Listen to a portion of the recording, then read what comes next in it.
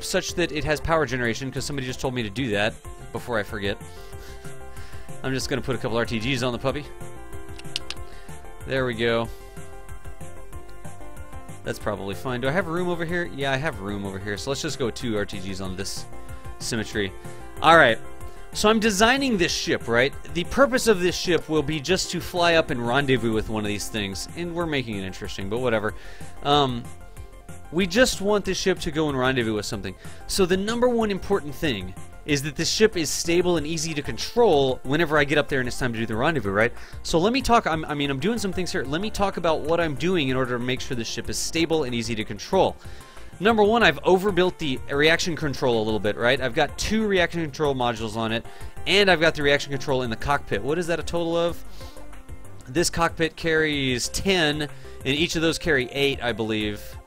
Yeah, 8. So we've got a total of 26 26 Newton, whatever the heck the units are, 26 units of reaction control, which is good for a ship this size and mass. This mass is only 25 tons. That's not very big at all, and it'll be a lot less. The other thing that I'm doing, you could see, are they X-31? Yes, these are X-31s, Killer Dan. They are X-31s. My face is starting to disappear. Does that happen sometimes? Oh, yes. Apparently somebody needs to go back to the future and make my mom make out with my dad instead of me. Sort of deal.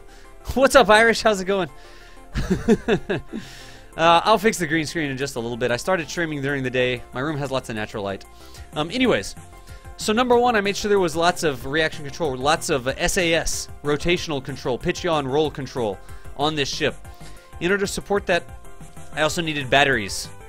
So I need to actually put some batteries in power generation on here. This is my dorsal battery. Y'all know me and my dorsal batteries.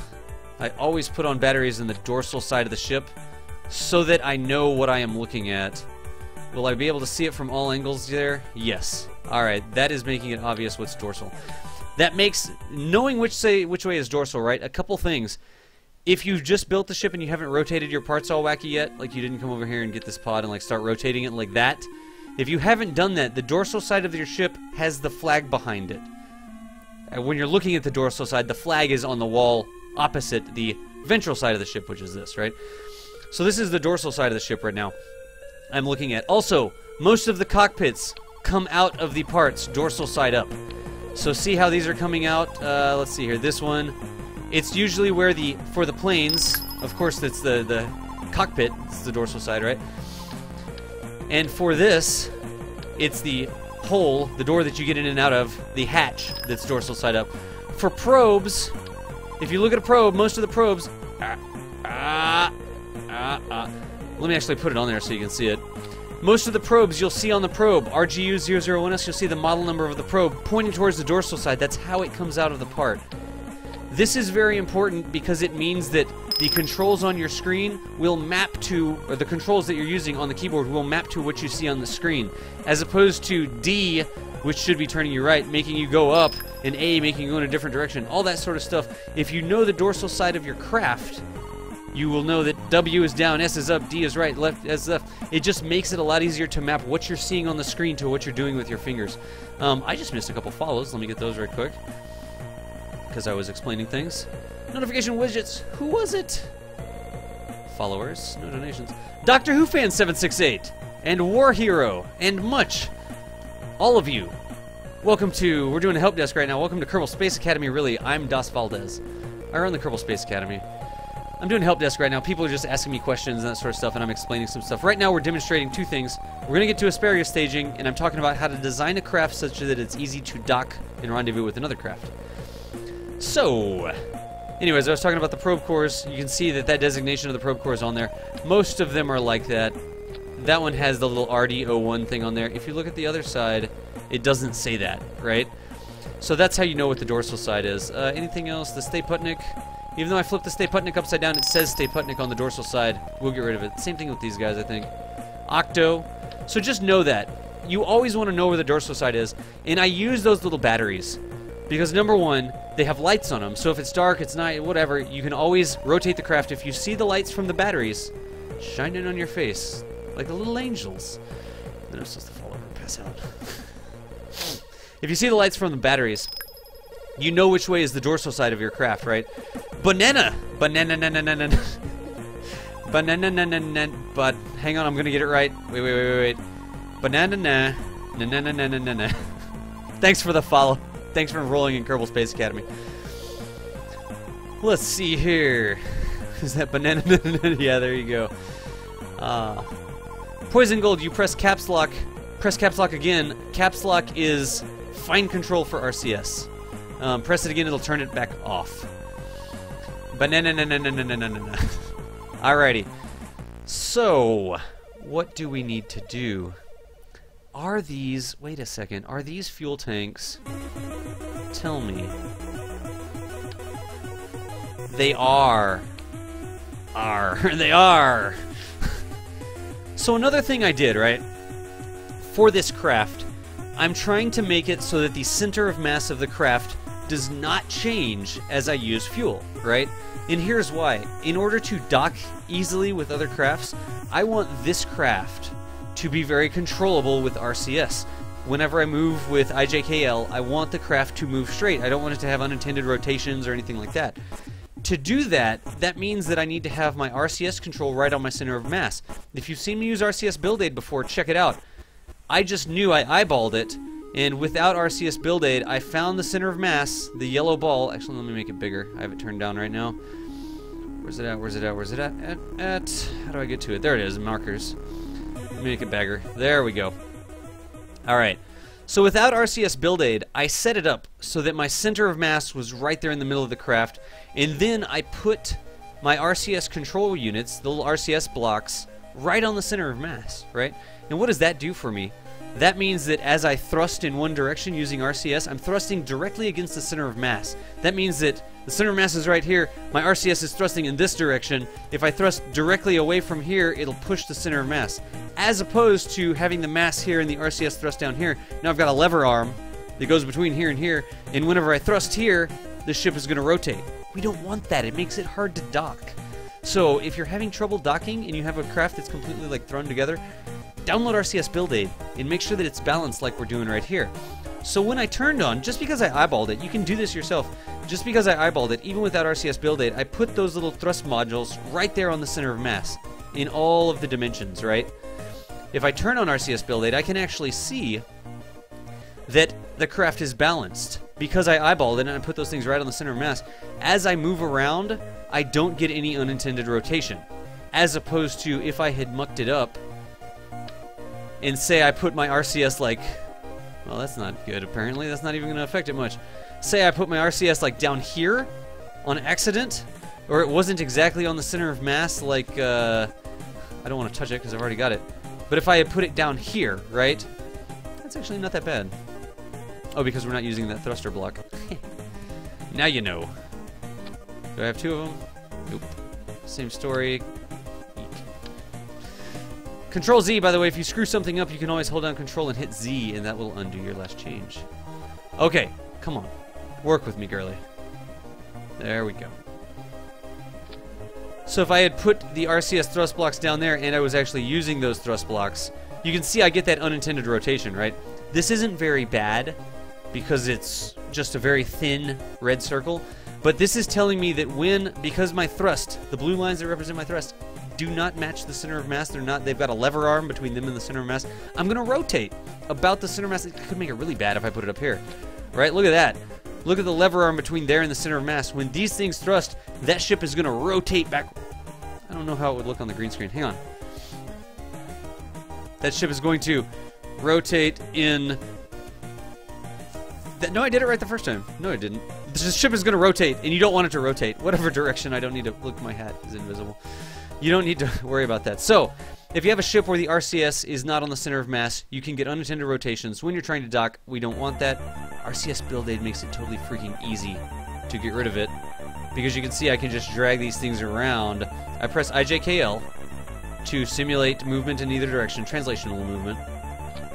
And then I can put that on there, and it actually shows me in real time as I drag the thing around whether or not I'm centered.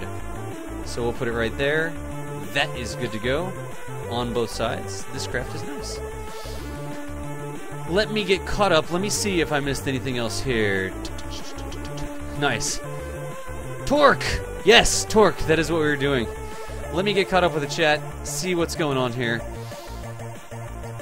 Batman. Caps locks. Okay, there's my checkpoint. I remember that. Icebox 10 of 10. Batman. That's awesome. Yes. You need super space hyper nipples. Okay. Yeah, the survey's not bad. It's like insanely short. I don't care about your email address. I don't want to contact you or anything like that. It's just, what are you interested in me streaming, basically? The only thing was the Navfish docking guy. Yep. KSA versus IRD. IRD. The other option is to make more copies of the thrusters. Yes. All right, I'll show that. This right-hand rule? Is that what you're talking about? Yes. If I got it right, I'm not sure I got it right. Long ago and far away. Long ago and far away, my friend. Let's see here. Somebody came up with another idea, right? Who was it? Who said that? It was T-Game. Yeah, T-Game. Evil guy, I do have a team speak. I'm not on TeamSpeak right now. I'm answering questions really quick. So another thing you could do, instead of putting them directly on the center of mass, the easiest way with stock KSPs is to put them right on the center of mass. You saw that I was able to, without that, eyeball it, and as soon as I turned that on, it was good to go, right? So you can eyeball it like that. However, you may need more thrust than that, right? You may need more. So another thing you can do is this. Let's say we're going to take these guys and put them up here in 4x symmetry and up here in 4x symmetry. From what I just told you, that gives me 8 all the way around, right? From what I just told you, you know what's going to happen to this craft. It's going to rotate. Turn on build aid, it's going to rotate because I'm not thrusting equally. However, I can take these and put them down here to cancel it out. Like a little bit more. Like that. Now this is more difficult to do in stock KSP. A little bit more. There we go. So now, because I have X amount of thrust above the center mass, X amount of thrust below the center mass, at the same distance for both thrusts, thrust is equal, distance is equal from the center mass, the ship will translate in the appropriate direction. See how that works. This ship has ridiculous amounts of RCS control now. Before I only had 4 thruster blocks, now I've got 16 thruster blocks. So instead of 2 thrusters in each direction, I've actually got 8 thrusters in each direction. Let's leave it this way. I will say this is harder to get balanced, because when I try to put these on, if I don't have RCS build aid on, I can't see if I've got them. You can kind of try to eyeball it, you can get it kind of close, but it's more difficult to do. I'll totally leave it this way though, although I was going to make one change. We can always do this again. That. The next, actually, no, let me explain the problem first. There was a problem with the craft that I wanted to solve, and I didn't explain it. I don't just need to fix it, I need to explain it to you. So what I was going to do, the problem with this craft, right? Let's illustrate it. When she feeds fuel, she feeds from the fuel farthest away from the engines first, right? So the engine is right here. You there, go away. The engine is here. It's like, hey, I need fuel. I go here. Oh, I'm not the end of the chain. I need more fuel. Go here. I'm not the end of the chain. I need fuel. Go here. I'm not the end of the chain because I have a fuel line. Go here. Well, I don't have any fuel, but there's some over here. This craft is actually going to eat fuel out of this tank first. Now, what did I do, right? Where was the center of mass? Right there. When the fuel goes out of this tank, the tank is where? Right on the center of mass. And you'll see that the center of mass does not change as that tank empties. That's what we want, because that means that even if we use all the fuel out of that tank, our RCS is still going to be balanced. As opposed to a craft that looks like this. Let me grab a tank. Like this sort of deal, right? This tank is not on the center of mass. What's going to happen as I remove fuel out of this tank? Look at that center of mass move, right? And if I have engineer on, it's balanced when that tank is empty, but what is it when that tank is full? The craft is going to rotate. No bueno, mister. We don't want that, right? That's not a good thing. So this tank not being on the center of mass is a problem. So I was good. I did good with this tank, right? As I eat fuel out of this tank, center of mass is not going to change. But what happens when that's empty? When that's empty, it's going to say, I need fuel. I have fuel, but I also have a friend. I have fuel, but I have a friend. I have fuel, but I have a friend. Wait. No, I don't. I don't have a friend. I had a friend, but he's empty now. So it's going to eat the fuel out of here. What's going to happen? Where is that tank compared to the center of mass? No bueno. As it eats the fuel out of there, we're going to start to get rotation. And as we eat the fuel out of this tank, we're going to get a little bit more, but those are pretty close to the center mass. And then as we eat fuel out of these tanks, it'll actually go back to being balanced. Well, no, it's not. That's not even balanced. So, you can see the problem, right? The problem is that craft, as we use the fuel, is going to rotate in different directions. Have I overbuilt it so much that it wouldn't really matter with this specific craft? With these two SAS modules and the control torque in the pod and all of this RCS, I wouldn't really get too much unintended rotation from that. But I'll show you how to fix it. Let me totally show you how to fix it. So let me actually catch up with the chat, and then I will show what I'm going to do. You already know what I'm going to do. I'm going to replace it with the big tanks. I have not made the football rocket yet. I'll do that during challenge during one weeknight after Kerbal Space Academy. Incan Rockets Division by Thor LP? I don't get it. I don't get the reference there. A flying soccer ball rocket. They already did that, Brain Fried. They already did a soccer ball rocket. DOS last link. What is this, evil guy? Let me look at the link for you. Oh, nice. That's the big ship. If you want to take better screenshots, you should use the ambient light adjustment tool, which is down in the description of my channel.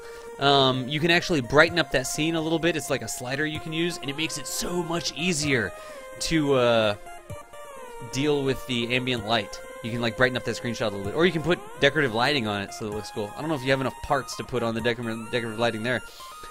DSM, yes, it does work with FAR. The atmospheric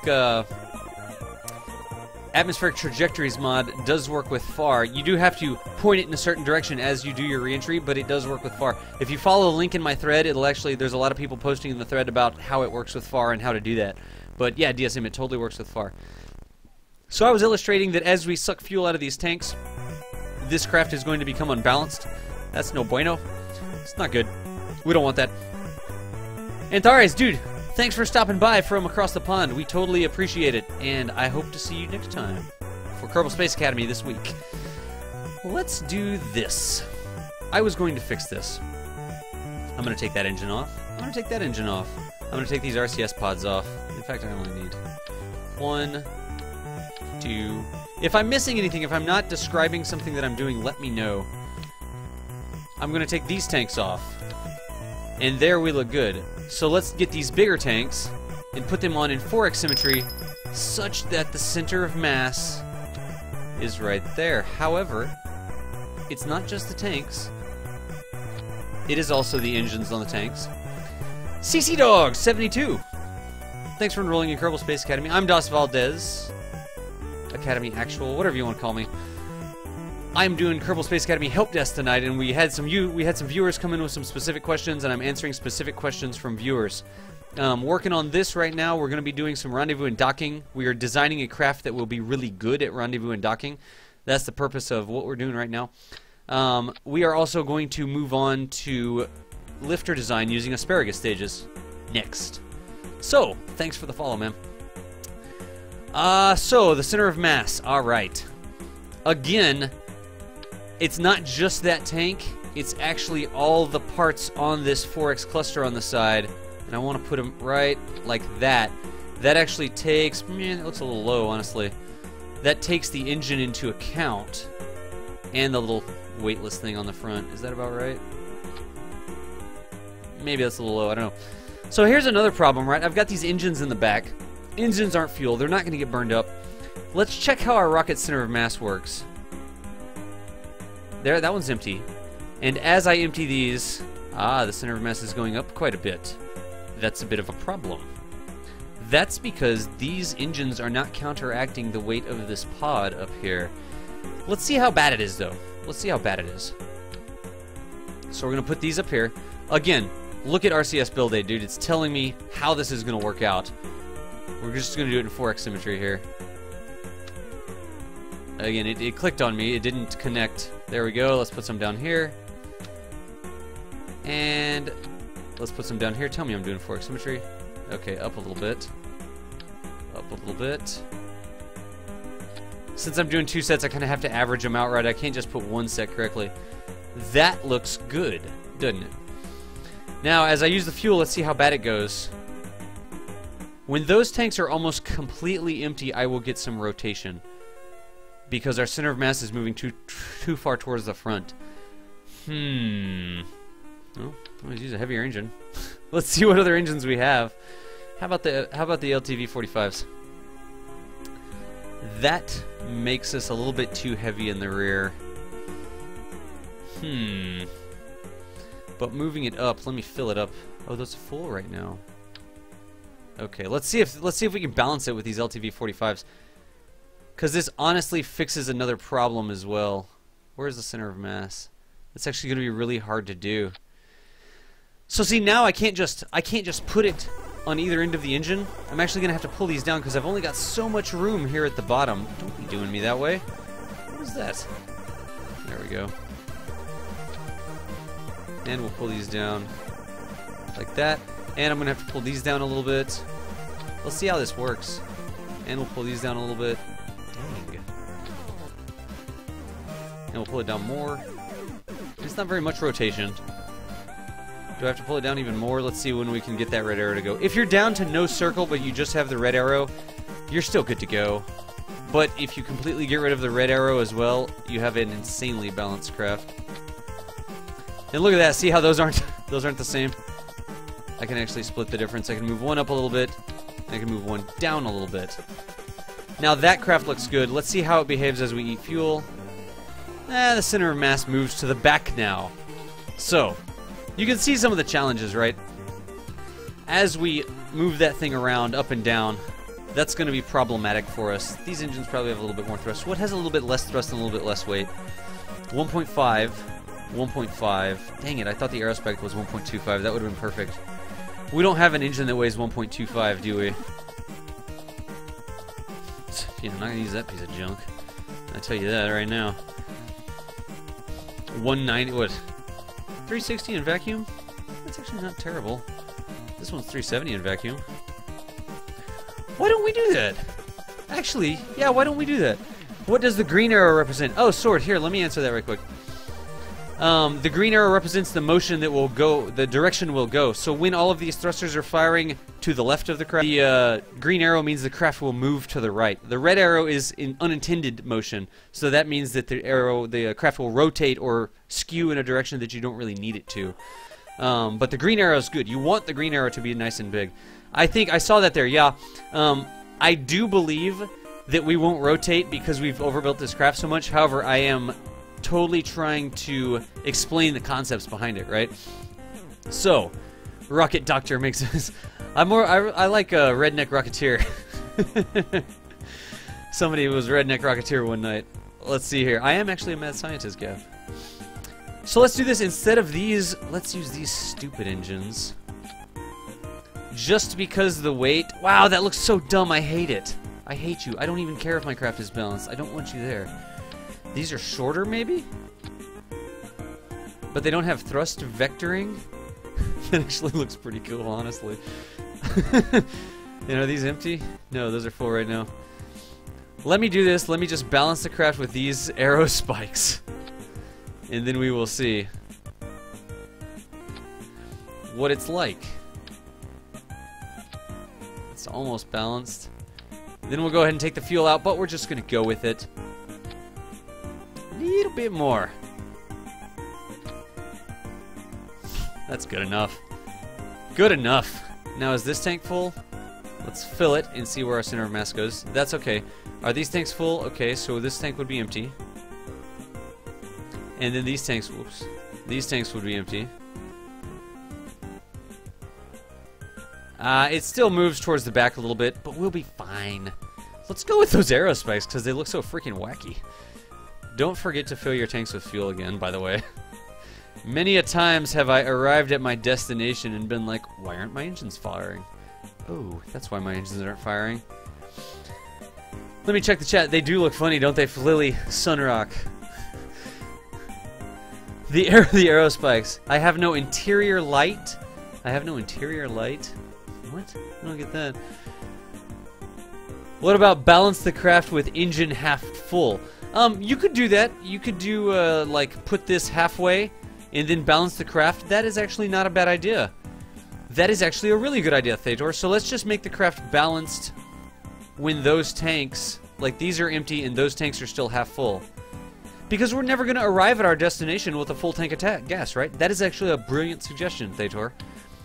So now if we balance her, we're basically splitting the difference, right? So we may be not quite balanced when all of our tanks are full. Let's find out. But who cares? Because that's not a problem. We're going to be flying. We're not going to be rendezvousing with full tanks. And then when we empty our tanks and we've flown along our merry way, okay, that's still a little bit unbalanced. Let me take this out and see how it is. That's not going to make that big of a difference. I still think that's okay. I still think that that's okay because we'll take that off. We'll take that off. What if we put just like that much? Actually, that balances us right there, but I can also move the top ones up. Nope, I can move the top ones down. Just weird. It's a little too far down, just a little bit up. So anyways, you get the point, right? Does anybody not understand how RCS Build Aid works here?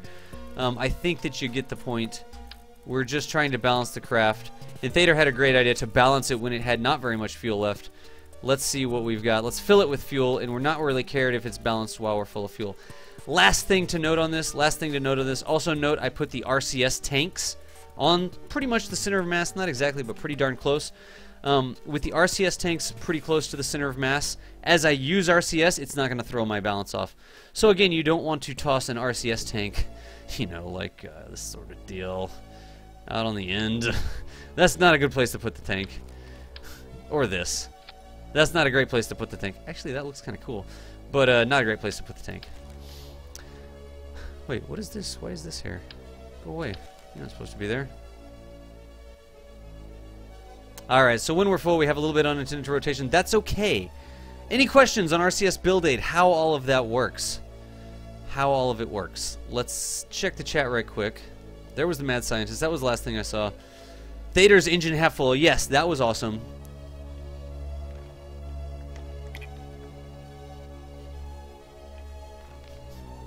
He's hiding in the shadows. Which country am I from? USA. For me, if you were asking me. I'm so glad you managed to understand the manual rebalance. You can, but I wish RCS Build Aid would work in flight so you could go ahead and rebalance it out while you're flying, but it doesn't work that way. 84 viewers is getting full in here. We got 84 viewers? No kidding. Thanks for the account there, Munch. I definitely appreciate it. As long as the torque is only a few kilonewtons, it's not bad. Just as long as it's not well over 10. You're right, Terusu. I was just going over the details of the balancing the craft. Correct answer is Merca. That cup is different. Yeah, it's actually the 2-liter that Profiler bought me yesterday with the pizza. So I'm drinking with ice and a cup instead of the typical Dr. Pepper cans. Gonna retry. Good luck, everybody. Snuggly Squid. Good luck with the thingy. Alright, my green screen needs to be fixed. It's eating my neck now. It's not that bad, but my hat is also starting to disappear. Let me fix it for you right quick.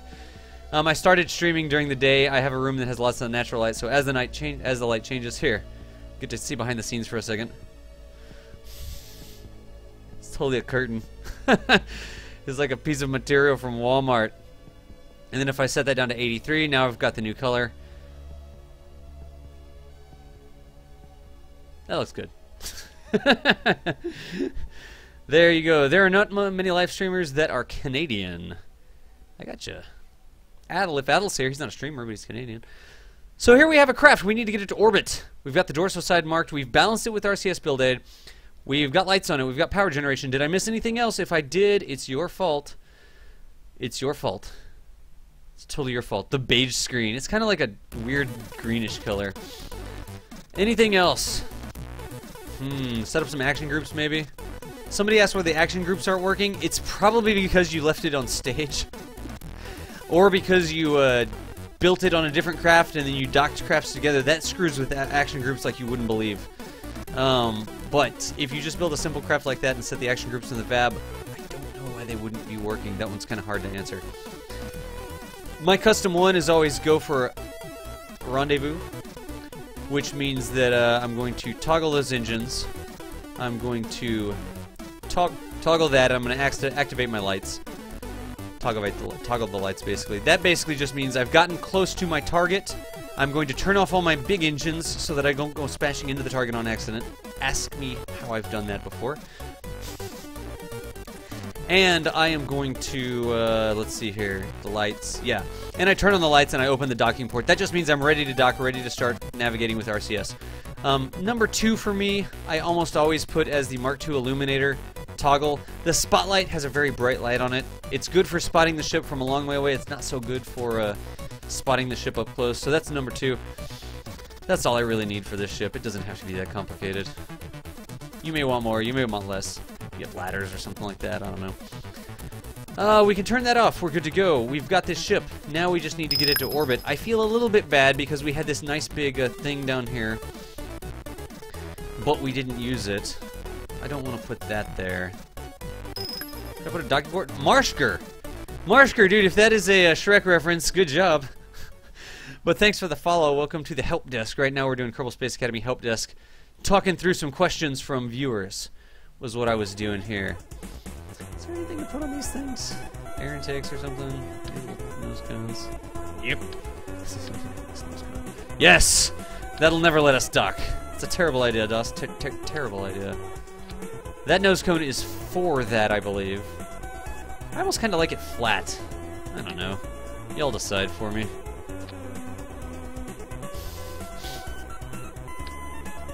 Wasting time, Doss. Wasting time! Does it match up? Eh, it matches up. That's okay. I'll go with it. I'll go with it. Oh no. You don't have another... Dude, Snuggly Squid, you don't have another quick save? An F9 quick save or something? Something. Maybe something.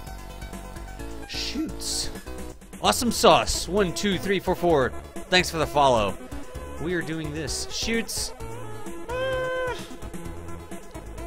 Should I worry about shoots? Let's just land her on the arrow spikes. I wonder if that will work. I'm not gonna put shoots on it. Dude, Snuggly, try to load other saves. I mean, you know you have that save, so try other Alt F9 to load other saves. Maybe just try your straight F9 save. Dude, I hope you can get it back, because that's the worst freaking feeling. Clip 190. Thanks for the follow. We're doing Kerbal Health. What are you going for with this one? Bama Medic, I am building this craft for you. To demonstrate the rendezvous and docking. That is the entire point of this craft that we're doing. This is a... It's not even a crew trans. It's just a cool craft that's going to go and rendezvous and dock. It doesn't have a mission other than to teach you specifically, sir, rendezvous and docking because you asked me to. Does that answer your question? Now that I don't have RCS on these, I can actually just put this in place. I don't have any with batteries, really. It feels like the one thing we're missing is a battery. I'll just leave those 2 batteries on there. That'll be fine. Because we've also got some battery in the pod there, and we've got monoprop in the pod. We're good to go. Last comment on this craft. This is for rendezvous, right? The last comment. I'm going to be showing you 2 types of rendezvous. I'm going to be showing you a home and transfer rendezvous, and I'm going to be showing you a direct orbital rendezvous. TDB30, the database 30 _. Thanks for the follow. We're doing Kerbal Helpdesk, answering questions from viewer. This one is actually something that Bama Medic 09 asked me about rendezvous and docking. So step 1, we were designing a craft that's a very stable, easily controlled craft for rendezvous and docking. What is happening? I gotta check chat. When we get the follower chain like that, I feel like it's a raid or something. Career modes, rage quit. Oh my gosh, that's so worth. You just got back from an emergency call? Nice. It sucks for stations and bases. What sucks for stations and bases? You actually need to know too. Monster MM. Good to know, dude. Everybody that helps. Exterminator. You are about to be able to rendezvous. Watch this. I'm going to give you a lot of different ways to rendezvous. Ah, Snuggly Squid, man. That sucks. You need to, like, make backup copies every now and then or something like that. Jeez. Implement multiple quick saves. Oh my gosh, yeah. Jeez, that is the worst freaking feeling. Anyways, working on the ship. For anybody who's interested in rendezvous and docking, orbital maneuvers, rendezvous and docking. That's what we're doing here. Built a craft that's very, very stable that we'll be able to control and has Buku Delta V. That's the atmospheric Delta V. It's not going to change that much. It's just a little teeny tiny bit different because the arrow spikes have the same efficiency in and out of atmosphere. What else? What else? Oh, last thing. Thrust to weight. You can do rendezvous with any amount of thrust to weight. However, it's better to have a higher thrust to weight. Definitely over 1.0, maybe over 1.5 if you're new to doing rendezvous. That means that if you get in a situation where you need to kill or increase velocity very quickly, the thrust to weight's going to let you do it. If you had a craft that had nuclear engines down here instead, and the thrust to weight was really terrible, like like what if this craft looked like this, right? I would not be a fan. It would have a lot more delta V, don't get me wrong. It's not going to because of the fuel line. But if I put that on there, 0.21 thrust to weight, I would not be a happy camper rendezvousing using this craft. I would have to flip the fuel lines around. This thing would have like 8,000 delta V or something. But because we've got those arrow spikes on there, the arrow spikes have a very good thrust. The thrust to weight on this craft is 2.17. I love you, Kerbal Engineer. I love it. Gosh. So the thrust to weight is going to come in insane handy whenever we do our direct orbital rendezvous. I'm going to do a home and transfer first. I'm going to do the simplest rendezvous maneuver first, and then I'm going to do the, not the hardest one because it's in a circular orbit, but I'm going to do a direct orbital rendezvous next, and you will see what that looks like. It is the fastest way to get to space. Let me see what else. I mean, when you try to rendezvous, well, try not to do that. Now saving over the autosave. Yep, found the right channel. Dude, Munch, that's awesome. That's why people F5 for safety, or double F5 for double safety. Oh, nice. Okay, Tanuki just finished on KSP. Good deal. Excellent. After many failed attempts, land a top-heavy lander. Dude, awesome Hitman. Congratulations on the successful mission. With Kerbal Space Academy, I always love to hear about people's successful missions, especially when they watch something here and then they go off and they have great success in their own missions. That's so freaking cool. I do have mods installed. Scroll down the channel and you can see the list of my mods. I've got them all listed right there, including links to the forum threads if you would like to go see them. It's kind of a cheesy looking little decoupler for this rocket, but what can you do, really? Let us build. Everybody knows what's next, right? If you've been in my channel, if you're a regular, you know that the next thing I'm going to do is a kicker stage. I am going to go ahead and strut this puppy. Fork symmetry. Just because. Fork symmetry, that's good. Now we're going to do a kicker stage. Who can type the rules for the kicker stage into the chat? I know I could, because I made them up. That's probably good. And where's my skipper? This is probably overkill. 1.23, it's actually underkill. How about that? How about that? That's underkill? I typically go for 1.5 and 1,200 or 1,500 delta V. Not going to do it with a skipper. Could do it with a mainsail. Skipper 1.23. Skipper 625. What do I have? I could do 2 skippers. Would be 1 mainsail. You know what I could do? I could just fly it like this. Or, being the person that I am, I could do this. Let's find out. Where's that little thingy? Actually, let's just use the structural pylons because they're lighter overall. Where are they at? Where are they at? 2x symmetry. I need more thrust, so what am I going to do? I'm going to add more thrust. Like this. Think. 1.87 on the pad now. Remember I go for, or actually 1.87 for the kicker. I want 1.5. That's a little bit too much thrust. That's okay. Because we can also always add more fuel, which we need to do. Where is my fuel line? Like this. I just need to add a little bit more thrust. In KSP, engines equal thrust. Now we need to add some more fuel. I don't want fuel in these because it makes the balance really wonky. Just trust me on that one. Basically what would happen is that this tank would run out of fuel before these tanks, and then that engine would cut off, and I'd have to put fuel tanks in both directions. Actually, no. I could show you how to fix that. Let's actually make these... Oh, come on now. There we go. Let's actually make these fuel tanks like these. And like that. And then put our engines back on. There we go. And then I can put fuel lines going in like that, and I can do fuel lines coming out like that. Now what do I have? 1427, 1.74 delta V. That's what we look for in a kicker stage. I can actually add a little bit more fuel. Remember me, I mean, I'm just adding fuel to it until I get 1.5 really. 1.7 is okay. I could add a little bit more fuel to her. Let me use the bigger tanks and then let's call it a day. Good enough for government work. 1500 delta V, 1.68. That is a good-looking kicker stage. I like her. I like her a lot. Last thing is the lifter stage. Lifter stage, we know. Grab the root node. Move it up. I could have grabbed the bottom node, too. Lifter stage, we know. 2500 delta V, 1.7 on the pad. We're going to use Kerbal Engineer to build it. Let me see if I got any questions here. Why not fuel line to the aero spikes instead of more engines?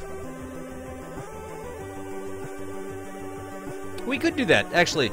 That's actually not a bad idea. Ambulatory Cortex, we could do that. That's actually not a bad idea. You would use the engines instead of just carrying them. Since they're not burning anything, that would not be a bad way to do it.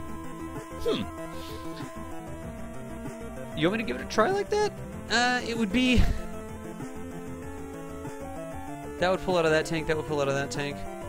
Fuel lines to the aero spikes. Yeah. You know something? I always like to, there you go. Poison Goal's got it. Pretty close.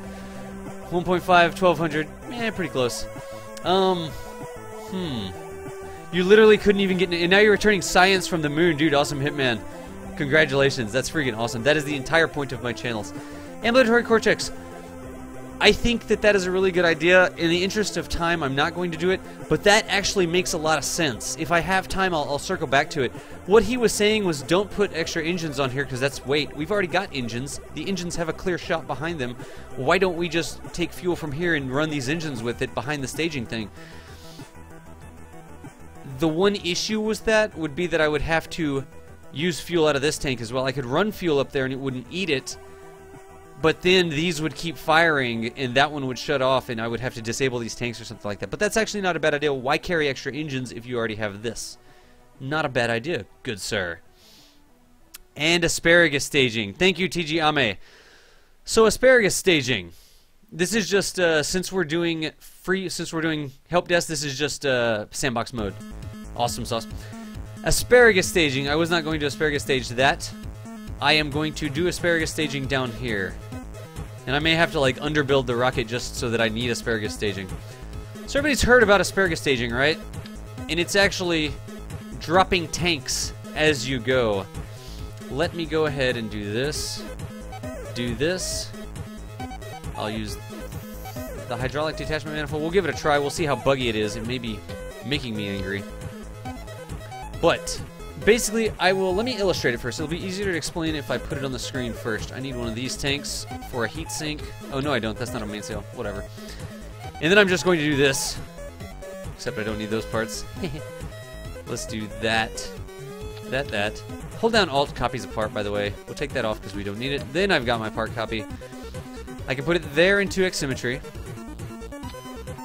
That's good. And now I can take a copy of that and I'll put it here. Right? Now it looks like it's got some really weird, what was that? Yeah, we need the one in the middle too. 1.17, that's not gonna work. Let's put a mainsail in the middle then. Everybody loves a mainsail.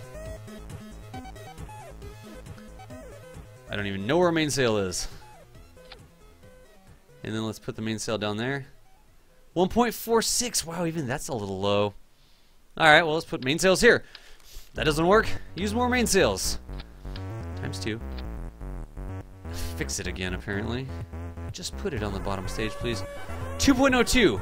Wow, with way too much delta V. That's way too much delta V. We don't need nearly that much fuel in there, is what's going on. So let's do this. Let's take some of the fuel off.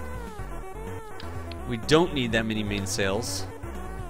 Unfortunately, for all the mainsail lovers in the house. See what it's doing there?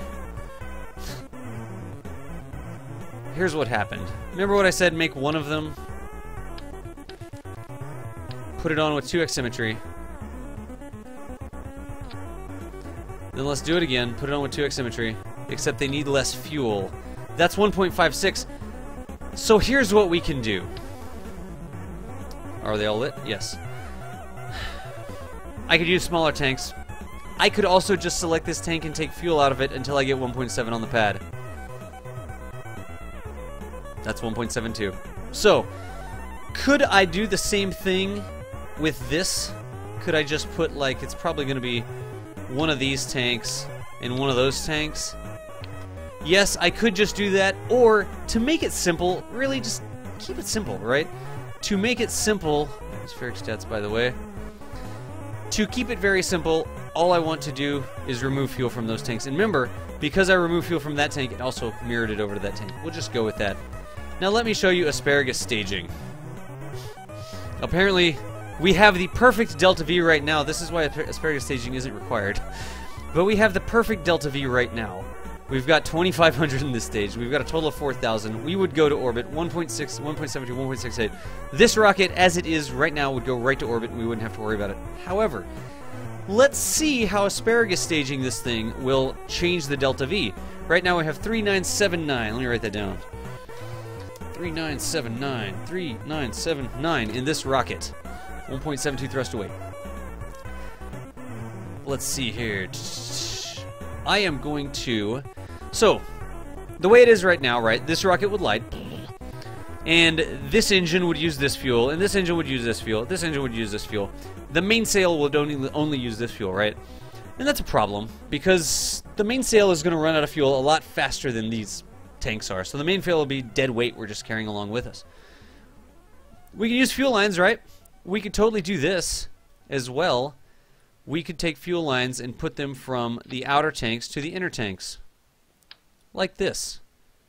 How does this affect our delta V?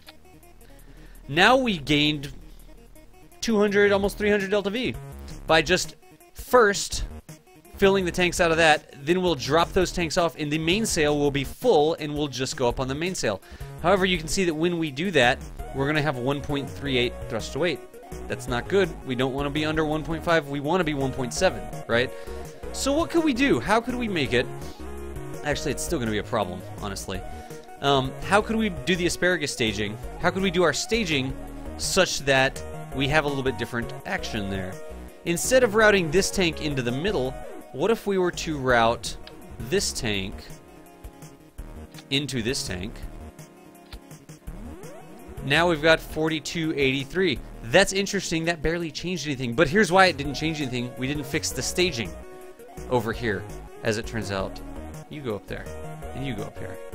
Let's make it simpler to look at. We didn't fix the staging. What we need to do, what's going to happen, the mainsail is going to say, fuel, I need fuel. I've got fuel. I've got fuel.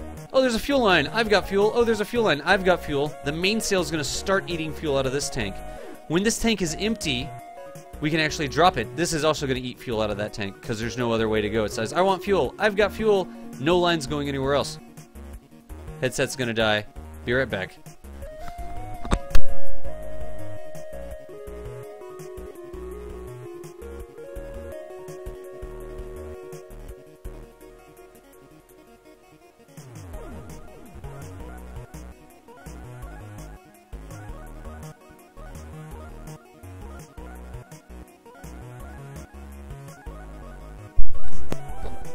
Alright, I've been streaming so much I go through one set of batteries per day. This is why I appreciate the donations. Let's see here. Let me continue on with this. So, I've got these things. Now I've got fuel going over there, right? And so what's going to happen, this engine's going to eat fuel out of here. This engine is also going to eat fuel out of here. And the mainsail is going to eat fuel out of these side tanks, right? That is a good thing. However, the staging's wrong right now because this tank is going to empty first. And what we want to do when that tank empties is get rid of it. We don't need this thrust anymore. We don't need that anymore. Let us go and figure out which one of those hydraulics there are. There we go. And so the first hydraulic we're going to get rid of is that. How does that affect us? 1.72. After we lose those engines, it goes down to 1.51. Because this tank is still full and this tank is still full, but we lost the thrust from this, right? The third thing, we're just going to have this tank and we're going to have the center stage. This engine's going to eat out of this tank. The mainsail's going to eat out of this tank. It's going to empty that, and then we're going to ditch this and the tank and just be flying on the mainsail. And that's even worse. When we get there, we're at 1.38. What can I do, actually? What? A dodgy-looking AC adapter. I look naked with no... I know, don't I? Like... Wait till you see me without a hat. My hair is like non-existent. But yeah, I don't look like Das Valdez without my X31s on. Alright, tiny solar panels. What are you talking about over there? Add attached to a decoupler pointing upwards. You're talking about the steel plates and chutes. Oh, about how to get rid of the decoupler thing? Yeah, I don't even look the same, do I? How to get rid of the decoupler bug? We're gonna have to solve it. I'm gonna blow the rocket up first, because that's fun. So what can we do? Remember, oh, here we go. Remember, we had not enough thrust to weight, 1.56. We could actually take, look at this, let's take fuel out of the middle tank until we get 1.7 on the pad, and that's actually going to give us 1.7 almost all the way up. This tank is about twice as big as it needs to be. Honestly. I'm just, for the sake of simplicity, I'm going to do it that way. But look at this. With this tuning, I love what's happened, right?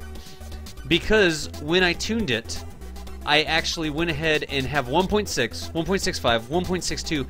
This is perfect asparagus staging. Really what I need is use a smaller tank in the middle here, right? I'm not going to get rid of that one because that's the overheat thing.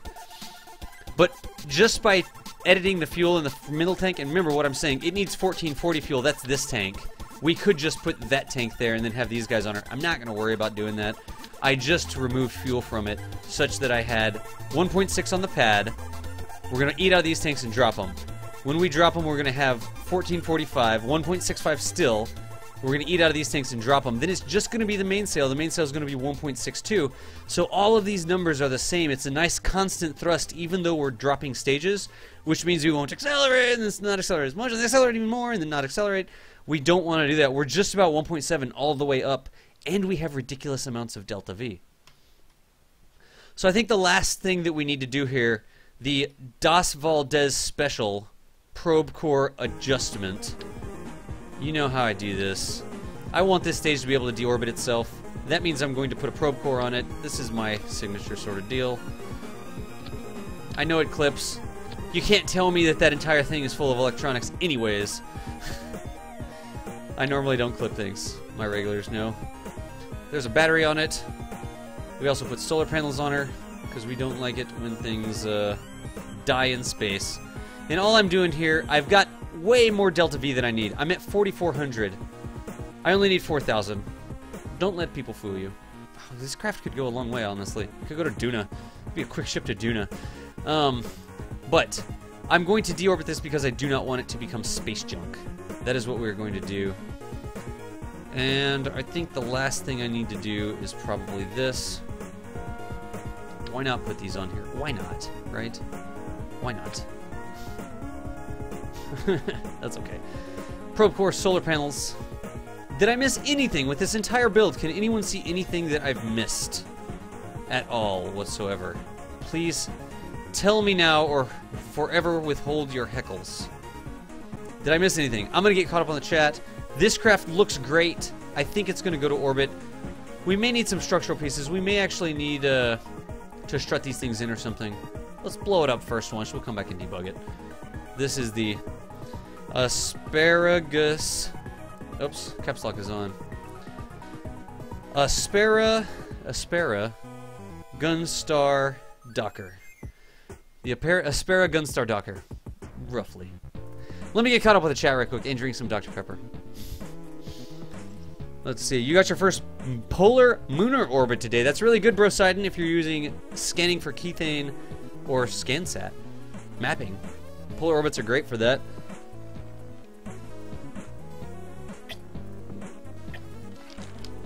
There's the AC adapter. Let me keep scrolling up. It's been a while. You forgot your temp gauge. Hey, awesome Hitman, something you can do, you can actually bind the instruments to action groups.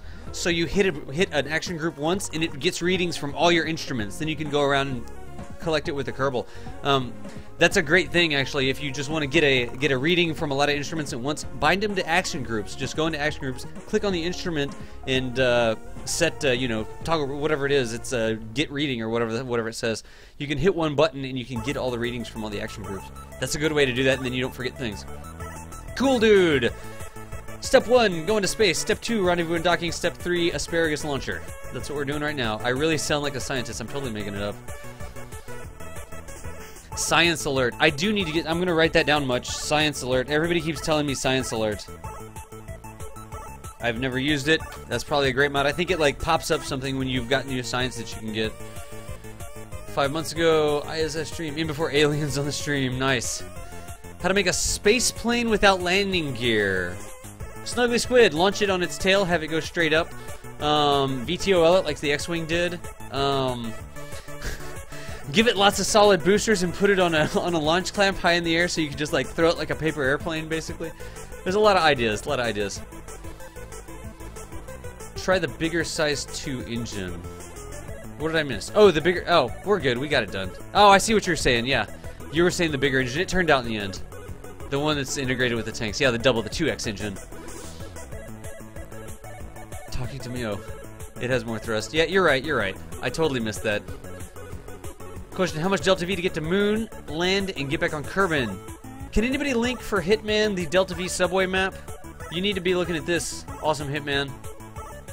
The subway map. If you Google KSP subway, you will get this, but this will tell you how much Delta V you need. If somebody could give a link to that there. Let me see what else we got. Drop my side tanks. Yep, got that set up. GZ Bros, second stage. Yep, got it. You watch too much anime. Oh, okay. That is an anime character. Cyrano TV. I don't know what that is.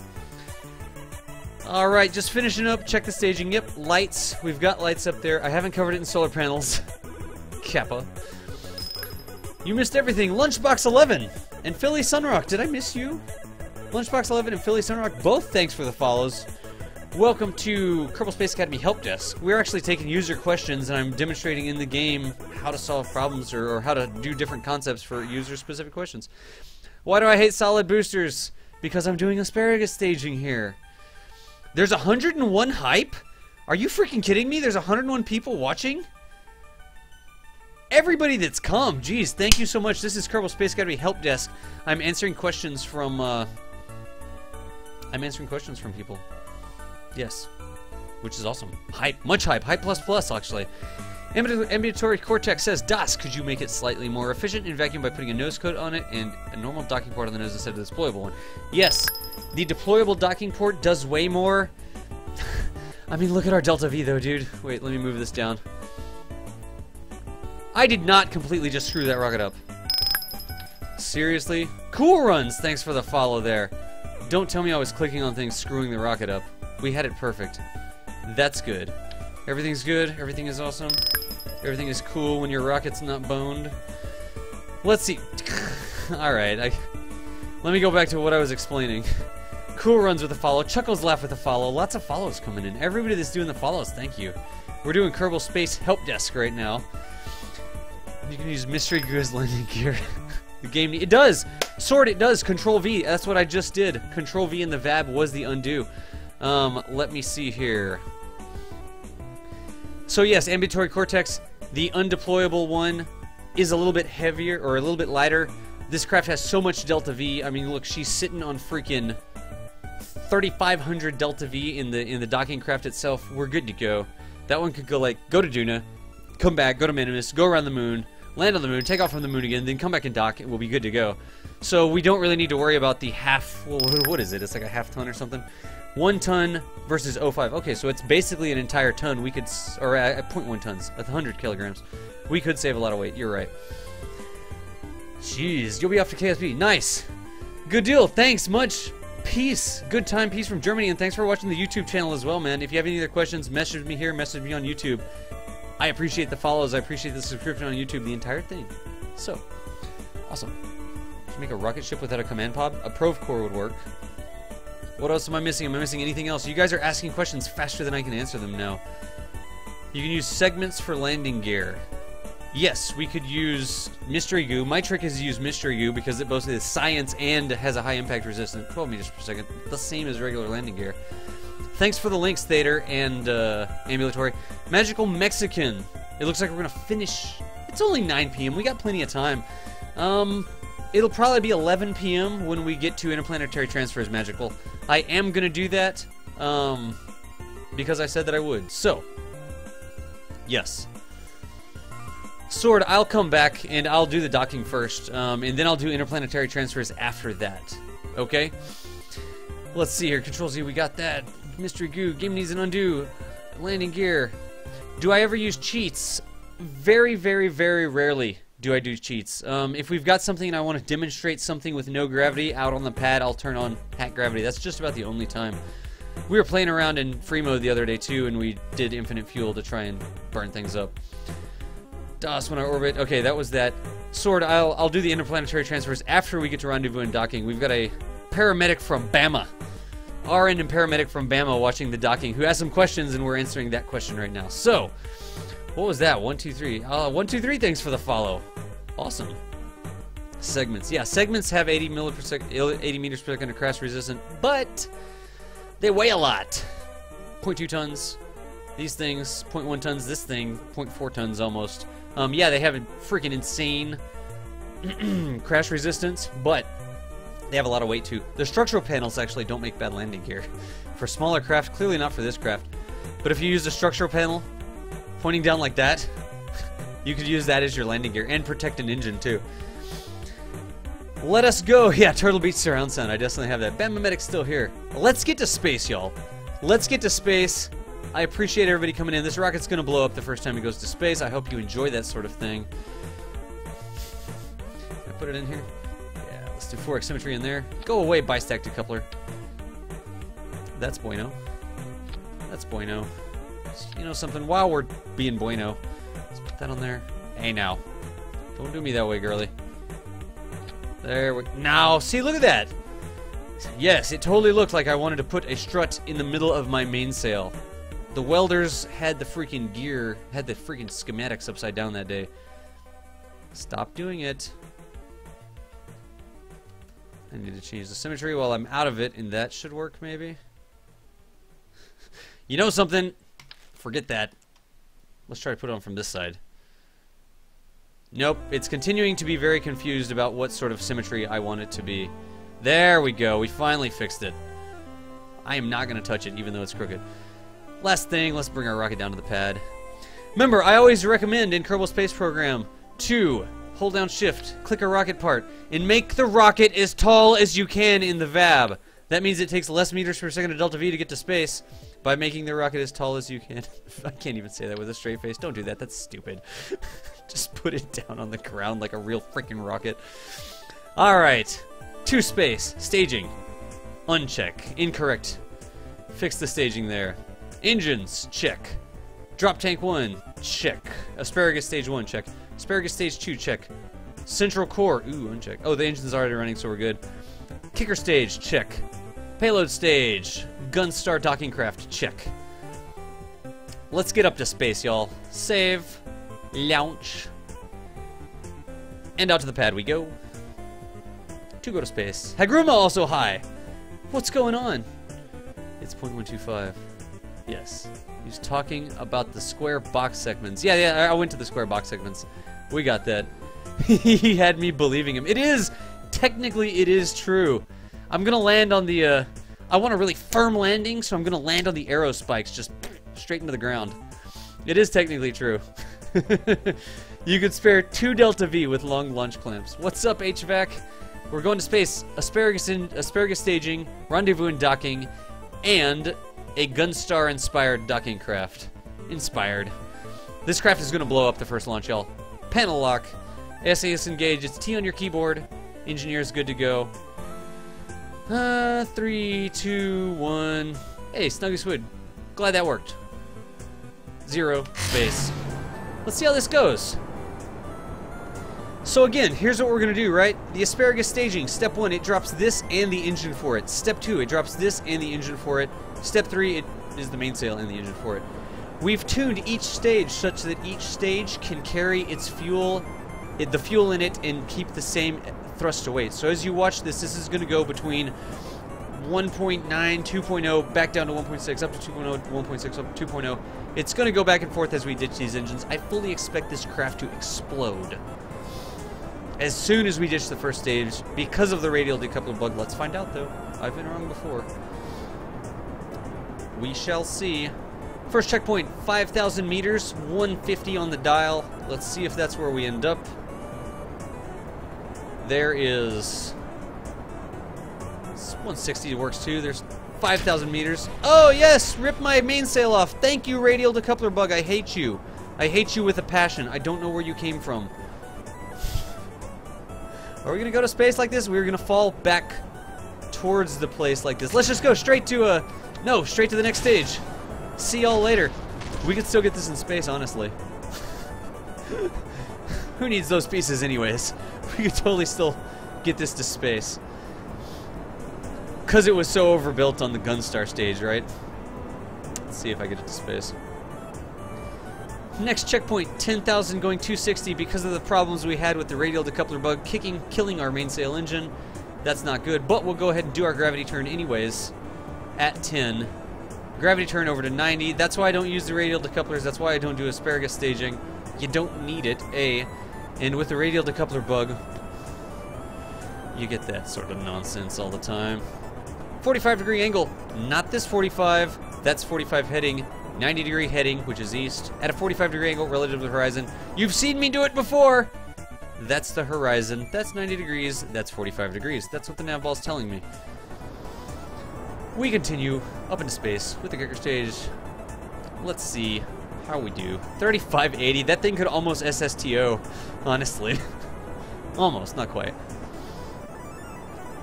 But I just want to see. Poor Jebediah. Poor Jebediah. He's in the dark. See you later. As anticipated, that actually looks pretty darn cool. Next checkpoint, apoapse of 50. I'm going to go at a 45-degree angle until I get a 50-kilometer apoapse. Then we're going to turn and burn to our orbital vector, like you do.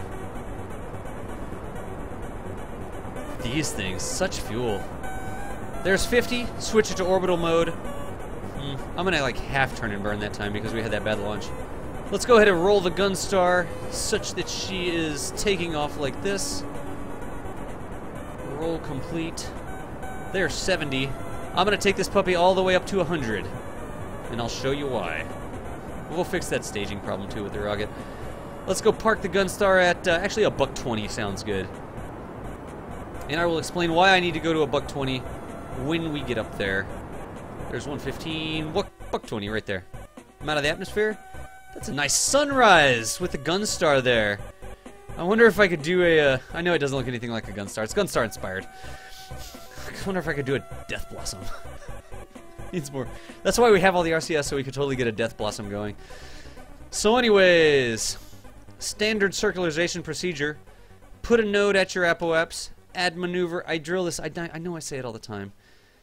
I drill it into the head. I drill it into your heads, especially at boot camp yesterday. Pull prograde until it flips. That's 163. We wanted a $120, so let's pull it back. A $120 by 101. Let's do this. $120 by 115. You there. Apoapse, come back over here to my node. I'm just doing a little bit of radial in to bring my apoapse back. It's just an easy way to do it. Now pull prograde until whoop, it flips. Pull back until whoop, it flips. Close enough. Fine tune. $120 by 120, that's good. It never ends up that way. So, we have really good thrust to weight with the Gunstar. It is 24-second burn to do 735. We've got plenty of delta V in the sack for this. We need to half this burn like we always do, so we're going to start burning at T-minus 12 seconds. Let's go get there. After I circularize this orbit, I'll check the chat, but there's a lot of chat going on. I have to start limiting registrations. Just kidding. If you just joined us, we're doing Kerbal Space Academy Helpdesk. I'm answering user questions. This one's about rendezvous and docking. Just to keep it fun, we've got a Gunstar-inspired craft here, except for the docking port on the front. We'll make a better Gunstar one day. Let's go ahead and do this burn. I love this thrust to weight. It makes the burn so fast. Those arrow spikes look cool. We can refuel and land. That's what we'll do. That's exactly what we're going to do. We'll refuel and we'll land at the Space Center. 40, 30, 20, 11, 10, 9, 8, 1. $120 by $117. A little bit more. $119. Good enough for government work. If we wanted to tune it, what's coming up next? My periapse is coming up next. That would mean my periapse is 120. I need to burn north. I want this to be my periapse.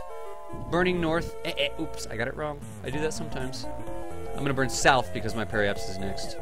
And burning south when my periapsis is next is inefficient, but it should trade. This isn't south, by the way. It's down. Should trade apoaps for periaps until they're... Oh, nope. That just skidded it over. Ah, because I'm exactly there already. Love the Gunstar. It turns really well. Make it 120.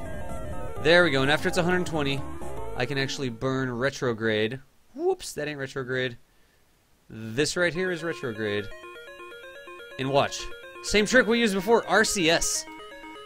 RCS to tune our orbit. That's close enough. We just wanted to get to pretty close to circular.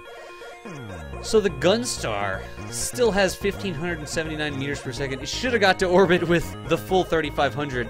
That's okay. Luckily, we have fuelers in orbit. Oh, look, let's check out the wonderful IVA. What a pretty view of... Is that his shadow up there? What a pretty view of Kerbin. He's doing the shindig thing. I guess that's his shadow. I'm so glad that we can have such an excellent IVA view here. RCS off. So now, I've got two things, right? My inclination's okay. My inclination... Remember how to check your inclination. Earlier, if you just came in from Tanuki Stream, coming from KSP TV, I talked about how to do rendezvous. We're going to be doing a Hohmann transfer to get the rendezvous done here. And our target, which is a fueler that's already up in orbit, down at 75 or 85 or something like that, our target, we made sure, had no inclination. Inclination is 008 or something like that, right? That means that I'm not tilted relative to Kerbin. I'm flat with Kerbin's equator.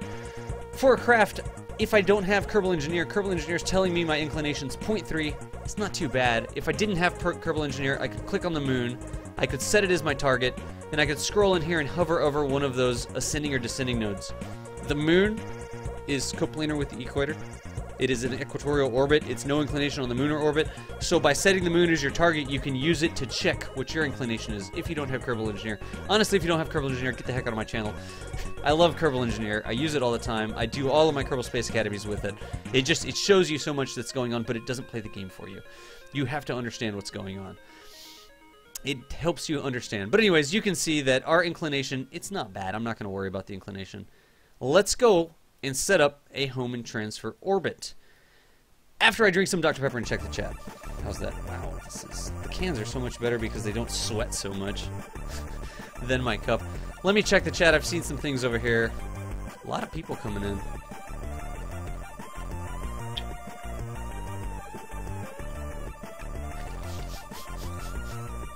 Lots of ideas, yeah. Snuggle suit. Okay, I saw that. Time zone, Eastern Standard Time. Crunch 1. Panel lock. Oh, panel lock. Irish, whenever I click... Oops, that's engineer. Whenever I click on the fuel panel up there, I call it panel lock. I click on it, and my launch checklist is panel lock, SAS engage, throttle up. That just makes that stick. By clicking on the little fuel thing there, it makes it stick. Usually if you hover over it, it'll stick, or it'll display and then go away when you unhover over it. That's panel lock. Let's see here. Panel lock. Gav's got my back, too, by the way. I need nose cones. Yeah, you got it. I know, we need separatrons, we need blah, blah, blah, blah, blah. The standoff decouplers, yes, that as well. Thader, is the radial decoupler bug a bug or a feature to sell separatrons? You may have a point, good sir. Use the small rockets for decoupling, yes. Handman, use separatrons. Everybody's like, sepratron, sepratron, sepratron. The radial decoupler is not fine, because the radial decoupler is not giving it any sort of decouple force right now. There's a couple fixes in place where you can edit the config file to give it the correct decoupling force, but the stock game with the stock config does not give any decoupling force from the radial decouplers when you're going above a certain speed. It is a confirmed bug in the game. When do we start the 45-degree rotation? That was 10th. Yeah, dude, Gav is all over it tonight. I do like the Swedish chef name there. What's up? Starfighter, yes, last Starfighter references. The aerospikes do look badass, don't they? Just sit in the can and shut up.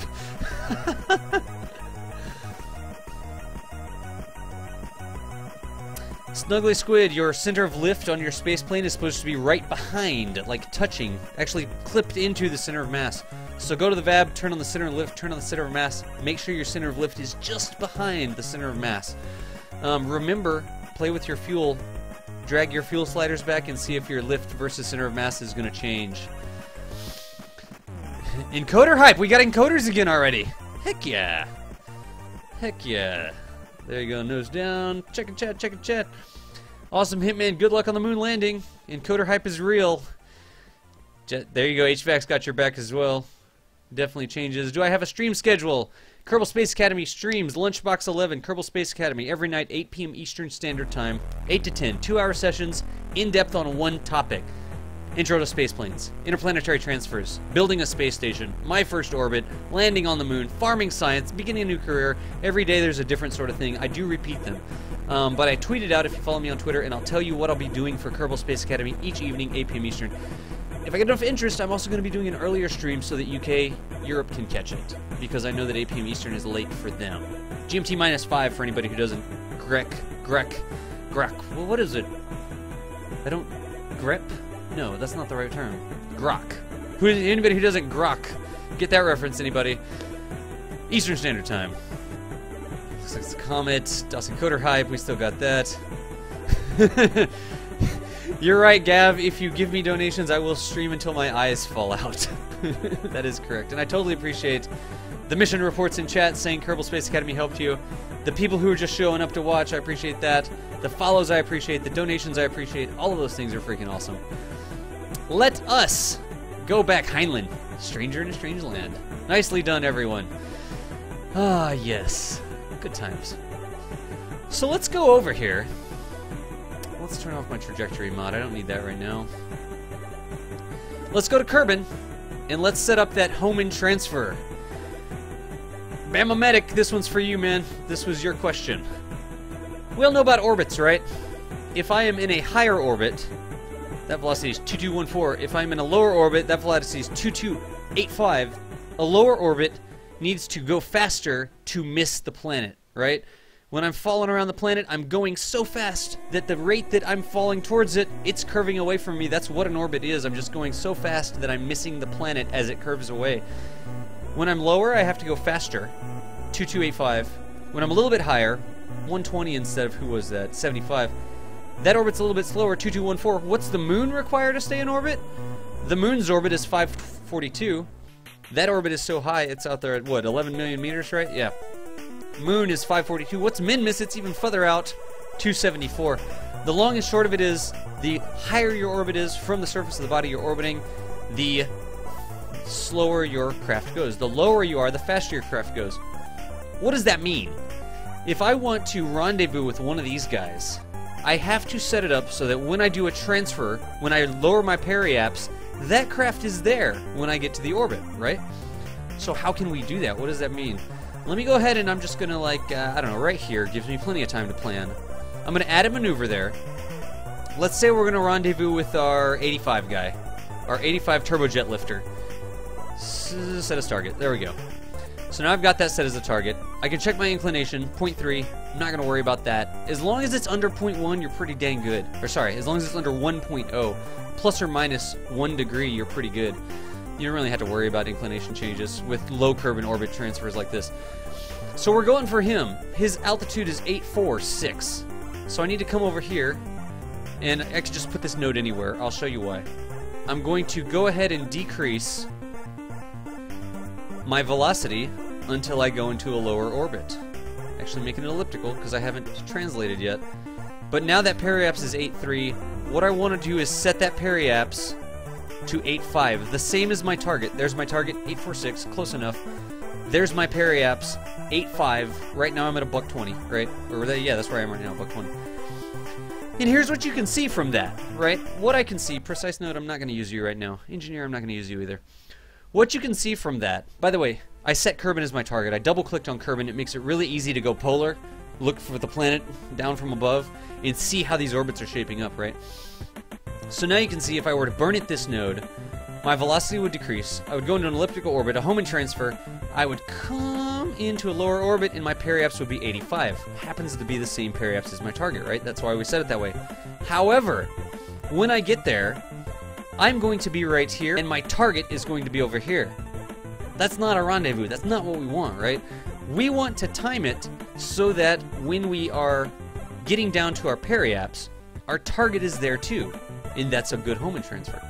How can I do that? The first thing I can do to try and do that is to click on the node and drag it. And you can see as I drag the node, you can almost barely see what's going on. Those differences will change. Let me actually look at it. The separation there is 1178. If I click on this and go like that, the separation becomes 1160. So in the time that it would take me to go there, that's how much we would change. Let me explain what's going on there, though. What happens is that we need to end up at the other end of our orbit, at the other end of our Hohmann transfer, right? We do a burn there, we end up here at the periapse. That's not timed correctly right now, because we need this guy to catch up to us quite a bit, right? We're going for him, but he's way behind us in the orbit. We're orbiting... Which way am I orbiting? Yes. I'm orbiting in this direction. I've got a prograde orbit going. He also has a prograde orbit going. If I transfer right now, I'm going to end up down there when he's still way behind me, right? I'm going to be here. He's going to be there. I need to wait. I need to wait for him to catch up. Remember, because he's lower, he's going faster. So he is eventually going to catch up with me. He's beating me. He's like on the inside of the F1 track, right? He's taking the inside on the curve, he's going faster, and he's going to be able to get here more quickly. That's not an exact analogy, but it's a good way to remember it. I need to give him more time, and just dragging this node around isn't going to do it. What I can do is right-click on the node, and I get this little thing. This button means wait in orbit. So watch what happens to the separation. Right now, he's there, and I'm there. If I wait in orbit, he catches up a little bit. I'm there, he's there. Now the separation is what? 87? Let's wait another orbit. He catches up some more. So now I'm there, he's there. Let's wait another orbit. That's pretty darn close. I guarantee you. Now the separation is only 270. Let's wait one more orbit. That's pretty close. Once you get within one click, like look, if I keep waiting, he's just going to pass us. And if I don't wait enough, he's going to be behind us. Once you get within one click, you get close like that, go back to your node and drag the node around. This is your fine-tuning for your orbit. You just want to go earlier in the orbit. It looks pretty good, mister. So I just clicked on the node and I dragged it. Now watch out for this. Sometimes this happens. It gets on my nerves. If you drag... I don't want to set up again.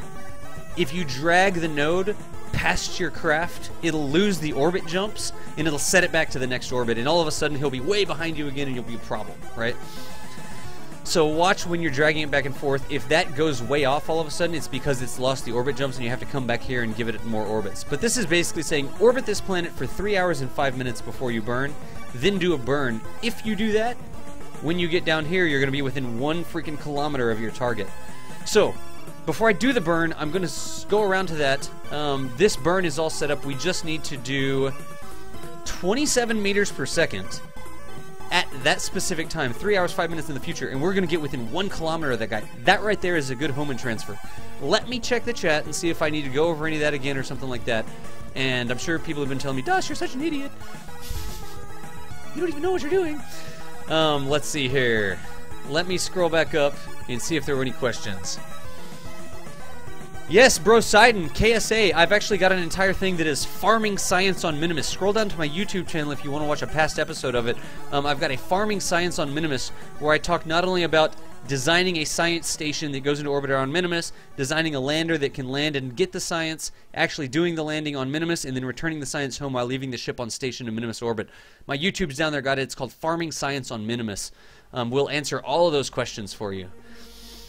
Let's see here. I don't even like this. I just don't have a social life. Deleted. Banned. Thank you, Peter P.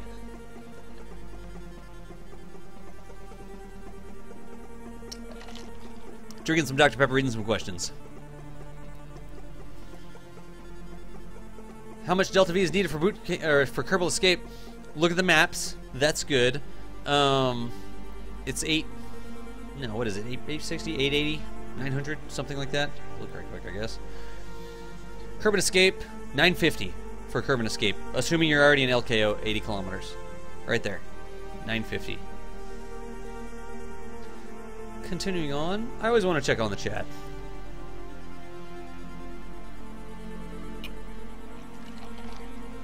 We need to add commands. We need to add commands for subway. We need to add commands for... Where was the other one? Not the cheat sheet. Yeah, we should do this subway. We should have exclamation point subway. Would be awesome. Yeah, no, Bro Sidon, the subway map totally covers it, actually. Look. Have a look. This right here, 950, going to Kerbin Intercept, that is what it takes to escape the Sphere of Influence. From LKO to Kerbin Intercept, that is the getting away from Kerbin. So 950, 1000 is right where you need to be. The subway map totally covers that. That will get you just out. I do recommend exiting the Sphere of Influence prograde so you can burn back towards Kerbin. Don't get off in a weird direction. Try to time it so that when you exit the Sphere of Influence to grab that, I think it's like 200 or 300 science you can get from doing that. Try to be prograde or retrograde to the planet so you can speed up a little bit and get back in the Sphere of Influence. That is a good tip. We did that on one of our science farming missions. We hopped out of the Sphere of Influence just to get like an EVA report from solar orbit. Let's see here. Yeah, y'all got it. Y'all totally got it. Scout Jensen, what's going on? Don't recognize your name, but welcome. How do you like to name your rockets? Whatever makes me laugh, Squid. Whatever makes me laugh. I try to come up with acronyms a lot, like the MUTs and the TUBs and all that sort of stuff, and it means something. I usually use practical names. You're so boring. Off topic. Have you ever done about cost saving in career mode? Gavin! That's an excellent topic, dude. Especially now that we got that annoying accountant guy. I have done a couple streams that are a little bit about that. I talked about real shoots and I talked about debt recovery as a means for cost savings. So I've definitely done that quite a bit in the debt recovery sort of deal. Names appropriate to use new monopropellant engines. Are loose spruce goose the new monopropellant engines? Whenever you want to. I'll build something with them if you want. The monopropellant doesn't really have the same ISP. It's not as efficient per weight, I don't believe, to use, so it really doesn't make a lot of sense to use them. They're kind of, I mean, if you want to do something different, you can make it using that, but it's a lot like the ion engine. Oh, the ion engine actually has a really good use. But, anyways, I can't come up with a situation where it would be most practical to do the monopropellant engines. Yes, Meagle, we are going to go back here. It is totally a bug, Meagle. It is definitely a confirmed bug. Go check the bug tracker. It is a confirmed bug that the radial decouplers are not applying the correct ejection force to this stuff. So, I know how we can fix it. I know how we can work around it, but it's not applying any decoupling force whatsoever right now. It's a bug introduced in 0.24.1. If you doubt it, go look it up. Trust me. We will go fix that now, though. Hagruma, real shoots. Hag, I'll show you. I'll show you a real shoot when we go back here. Let's do this home and transfer. Let's get the docking done. Then we're going to go back and we'll fix the launch craft, right? We'll launch another Gunstar up there. We will fix the launch craft. We'll fix the radial decoupler bug. We'll show some workarounds for it because it is a bug. Don't get me wrong. I know you can work around it, but it is a bug that was introduced in 0.24.1 with that quick little point release. Let's see here. This transfer comes up in 2 hours, 28 minutes, and it's going to be almost no burn. Medic, did I cover that home and transfer for you? Did you get it? What's up, Traxxas Flare? If you had anything else on the home and transfer, I'm about to execute it. I went through how we calculated it. I went through jumping, skipping to the next orbit, wait an orbit, wait an orbit, wait an orbit, using that right-click button. Not the right-click, but you right-click to get the button. And then I covered dragging the node around such that you can get a very close encounter. So the next thing is going to be to do the Gunstar-esque ship here and actually burn the transfer. Let me know if you need anything else, Medic, dude. I appreciate you being here, man. Let us go set up our burn. Where is it at? There it is, right there. Interesting. Let's go ahead and, I love you, Kerbal Alarm Clock. You save my life all the time. Kerbal Alarm Clock, also listed down in the mods. Click on add. A minute, the Aspera Gunstar Docker. Somebody asked how I named my craft. This was a Gunstar-inspired ship. Its mission was to dock with something else, launched via an asparagus stage lifter. So it is the Aspera Gunstar Docker. I added that Kerbal Alarm Clock. Look, Mon, no hands. Kerbal Alarm Clock is actually going to allow me to read the chat some and then it will slow down right when it's time to do the burn. The utilitarian names, nice. Parachutes are for the weak. Yeah, the skipping in orbit thing is a huge deal, Medic. The skipping in orbit thing, right-clicking on the middle of that node and skipping orbits to wait and wait and wait is so freaking useful. Especially for orbits like that. You can just go an infinite amount in the future. You don't have to, like, warp forward one orbit and then check it, and then warp forward one orbit and then check it. Warp forward, you don't have to do that anymore. Since AWAZY, we covered asparagus staging. I'm answering user questions right now. Anybody who's viewing out there, I'm answering questions from people. And the question now, I already went over an asparagus staged rocket. I'm doing a home and transfer to rendezvous with another craft, refuel this guy so she can land. Yeah, I'm answering viewer questions, so if you have any questions about what I'm doing, that's what I'm doing. Actually, answering your question, which was a viewer question, is what I'm doing right now. And Furious Fukuda, dude, you're exactly right. When you run, you should see my save. I've got missions, I've got a fleet of ships, multiple ships going to every single body in the system, using Kerbal Alarm Clock for all of their mid-course corrections and stuff in my career mode. I mean, I've got like a freaking Duna colonization process going on. There's like 4 fueler ships and 3 science vessels and like a base ship and a huge, and a base ship. Not a base ship. All sorts of stuff. Going out to Duna. Yes, Alarm Clock doesn't work with... Yeah. Dark multiplayer. Work in progress, the multiplayer. The multiplayer will be really cool. Whenever it's time. I mean, there's so many things to figure out, though, because of the time warp aspect. Das, do I have a stream schedule? Kerbal Space Academy, 8 p.m. Eastern Standard Time. Weekdays. Saturdays, every other Saturday, really. Kerbal Boot Camp. From I've never been in a rocket before to I've landed on the moon / docked with a space station / operated a space plane. That's Kerbal Boot Camp every other weekend. And I think I'm going to do Helpdesk on Sundays. I mean, this has turned out pretty good. We're doing some cool stuff. So thank you for asking. Yes, Medic, it's definitely new from 0.18. I think it was 0.35? 0.23.5, I think. There you go, the Galactica 2 Iversman. I think it was released with the ARM update, the Asteroid Recovery Mission. And a massive server, but you can't alarm clock in it. A massive server, huh? There we go, a alarm clock has slowed us down. Let's do that. How... Griefing may be a problem, though. Gav, how are they going to handle griefing? I don't even know how long this burn is going to be. We have Buku thrust to weight, 5.28 in Kerbal Sphere of Influence. That's a lot of thrust to weight, y'all. So let's go ahead and we're just going to do this burn. 36 seconds, 26. We could actually just do the burn with RCS, couldn't we? But I'll use the engines, then I'll tweak with RCS. I'm going to start at like T-minus 2 seconds or something and just do like a half throttle burn. Yeah, look at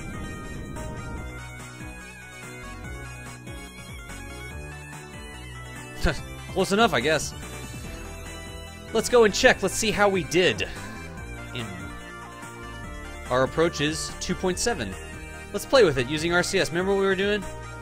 2.6, 2.4. I turned on my RCS and I'm just bumping in the direction the burn was supposed to be. 2.0, 1.8, 1.5, 1.4, 1.1, 0.9, 0.8, 0.6, 0.4, 0.3, 0.4, up. Alright, 0.3 is what we're going to get with that. I was just tapping RCS in the same direction of the burn. So now, let us play our Benny Hill music and go around the planet. The rendezvous part, I'm not going to need a node over here. I'll show you how to do it. You could make...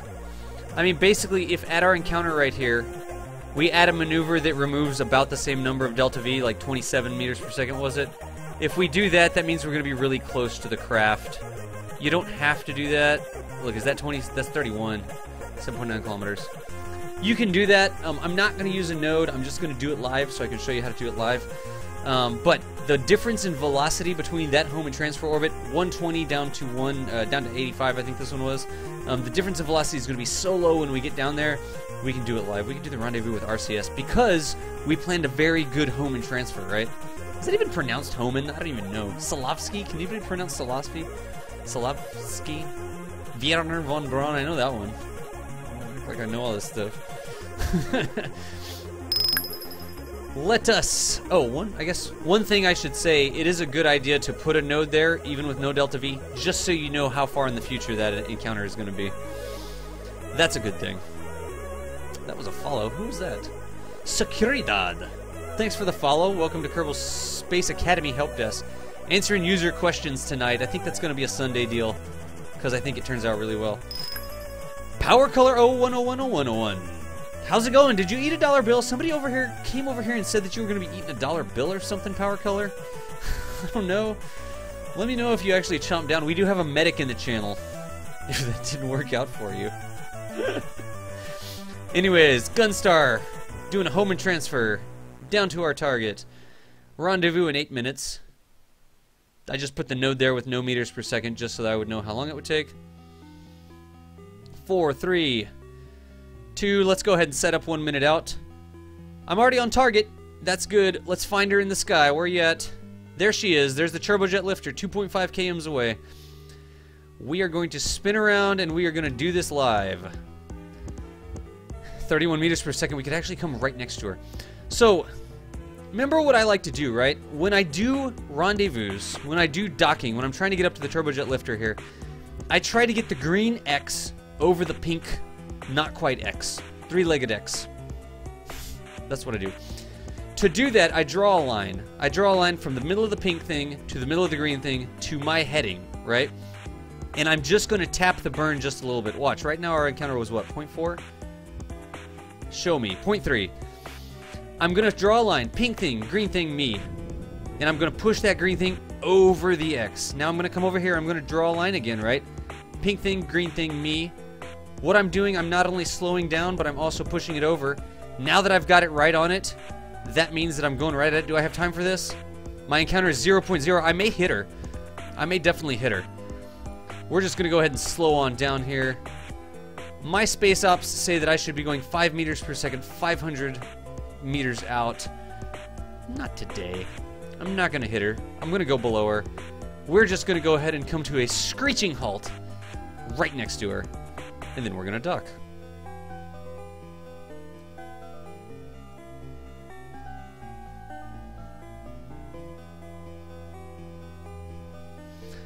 And this is the maneuver known as an orbital screet. And there's a rendezvous. Do the rest with RCS. Just killing the speed. We came within, what, 24 meters of her?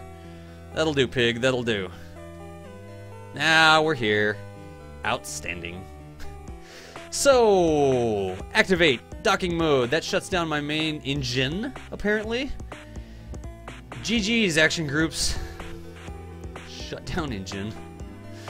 Shut down engine. My space ops manual that I completely made up says turn off your main engines when you're trying to dock. And I will start, since this was the easy docking, right? I will start with the absolute easiest way for you to dock. A bunch of people, if you're an OG to Kerbal Space Program, you know what I'm going to do. The easiest way to dock, turbojet lifter, already set as the target. Let's just go ahead. It actually looks really cool. We don't need to use RCS for that, though. Point directly at the target, like this. That is good. I am pointing directly at that target. I'm not even going to use the navball mod. Point directly at her. Let's go dorsal up. You know me and my dorsal side. Dorsal makes it a lot easier to know what's going on. But now I'm pointing directly at the target. That's good. Then, press the bracket key. Switch to your target. And what am I going to do? I'm actually going to point directly at one as well. Oh no, he doesn't have an action group. That's weird. I'm going to point directly at the Gunstar, the Asparagus Gunstar Docker. Like this. I'm also going to open my shielded docking port on the front. This is the easiest way to do it if you're new to docking. Docking ports along the axis of symmetry, right? Along the main axis of the craft. Point directly at that puppy.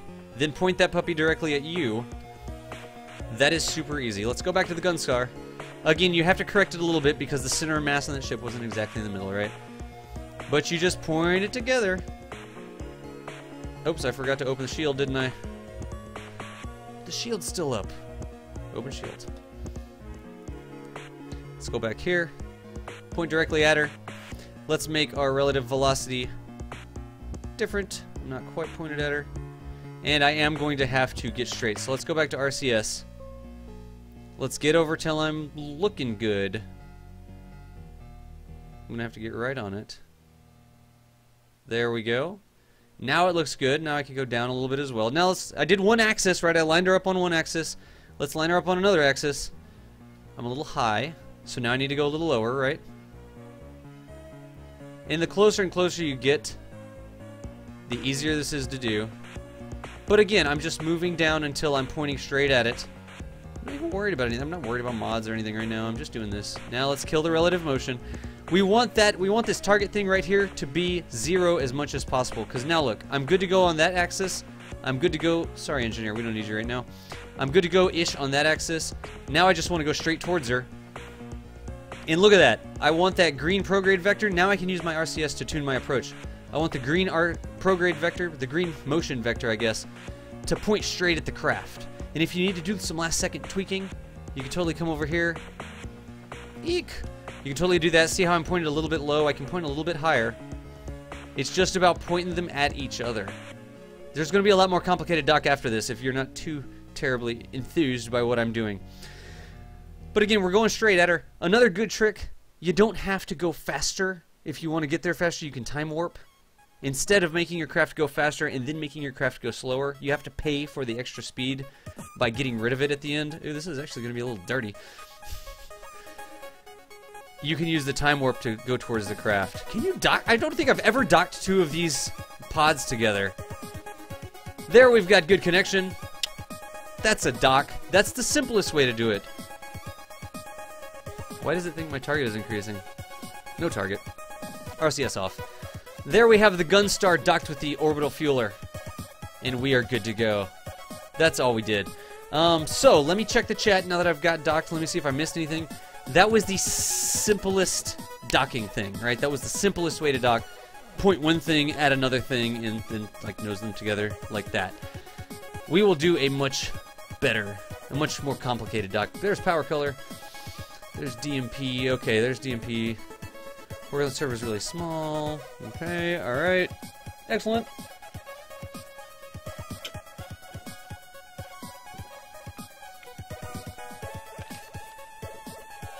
Hoffman. I don't know if anybody. I've never been able to find one that pronounces it. F5, F5. Come on, you think I needed to F5 that craft? Seriously? Handman, it's not me. The bite-sized YouTube videos, that's Declarations. Declarations is really a badass at producing, editing videos, and he's got some really great ideas on distilling them into under 10-minute sessions, like how to do it really quick, like a quick start guide sort of thing. Handman is definitely, or sorry, Handman. Declarations is definitely the guy to follow on that. He's got a YouTube channel. I don't have a link handy. But you should definitely give him a follow on YouTube. It's just Declarations. He's the one doing the little 10-minute chunks. He is really good at that. Turn off the engines. Yeah, Gav. Turn off the engines. Yep. I need a video. I do need a video editor. I need like an intern to edit my videos for me. It works in 0.24. What? Let's see. If Action Group Editor and see if I can recompile from 0.24. It works in 0.24. The Action Groups Plus or whatever it is, that would be awesome. Or it's something different. I make it look easy. That was the easy one. That was the easy dock. Freudch, there's not. There is a disadvantage to using the shielded docking ports. Simply because the shielded docking ports weighs 0.1, 100 kilograms. The regular docking points weighs 5 kilograms, I think, or something like that. Yeah, dude, G-Core good. Go for it. Thank you so much. Definitely post a link to DK's channel. On part, however, I do not get the same information in the second window that I'm seeing here. Thader, I don't pick that up. I'm not picking up. You're cutting, but I ain't bleeding. That's everything we've got. Let's go ahead and fuel this guy up since we're here. This guy. Wow, this fueler has way more fuel than he actually needs. But look at this. It was so simple. It didn't cost us very much Delta V to refuel this guy. We even had like a mission abort in the middle of the launch. We had to freaking ditch the rocket, use the other stage. We used up a lot of the fuel out of our actual payload, the Gunstar here. But it wasn't a big deal to dock with this fueler that was in orbit. We put this fueler in orbit, whoop, we just let it orbit, and it didn't cost us almost any Delta V to rendezvous with her, refuel the Gunstar. The Gunstar can go interplanetary now or something like that. In fact, why don't we use the Gunstar to go to Duna or something? We'll send Jeb to Duna in the Gunstar. That may be a little bit close. We'll have to see. We'll fuel it up though, boss. Fueling it up. Evil guy? Dude, evil guy, if you want to edit or highlight things, send me a link or send me a Twitch message, man. Twitch message. Because that would be awesome. Go to Elu with a Gunstar. Wait, here we go. Homan, pronunciation in German. Holman. Here. If anybody was curious, where's my music? There we go, chiptune. Timeout, chiptune. It's actually pronounced. Where's it at? There it is. Nope, there it is. Nope, there it is. It's actually pronounced Homan. That's really quiet. Homan transfer, apparently. Homan transfer. What number am I at? 14? Alright, here we go. Homan. Holman. Holman in German. Homan. Holman. Alright. Holman transfer. I'm just going to say a Homan transfer. I'm from Texas. I'll put a little drawl in there. Homan Tex. Holman. Holman transfer. Yeehaw, we're going to do a Holman transfer. I don't talk like that normally. Alright, music back. For anyone who is wondering, it's pronounced Holman transfer. Now we know. Chiptune's coming back on. There we go. So awesome. So awesome. Corn chips. Right mouse button. Evil guy. Thetor. Did I get the information that you're seeing here? I am Homo transfer. There you go. Alright. Did I fuel? I fueled up that tank. This is one reason I don't like to fuel up individual tanks like this. But it's okay. Can I shut that down? There we go. I almost always try to design my ships with the lowest number of tanks possible just because I hate refueling them. Clearly not the case on this older model automated fuel drone. Well, let's fuel her up. Get her back to Buku Delta V. Don't have any RCS to fuel her up with. That's okay. That just means we'll have more Delta V. Ah, that's right. This craft is one of the ones that after we got the Werners, the Werner thrusters, the Veer governors, I retrofitted this automated fuel drone. Is what I did. Get close enough. The Germans may disagree. Homing transfer. A homing transfer. Oh wait, we actually have a dude from Germany in the channel. Much 333 in. We were pretty close. Holman transfer. That's those two N's on the end. Holman. Anyway, you're up late. Look at that. As long as those don't touch, no Holman. Oops! He apparently had his engines enabled. That's pretty dumb. You're pretty dumb. I wonder if I enabled him when I pressed a button. I think I did.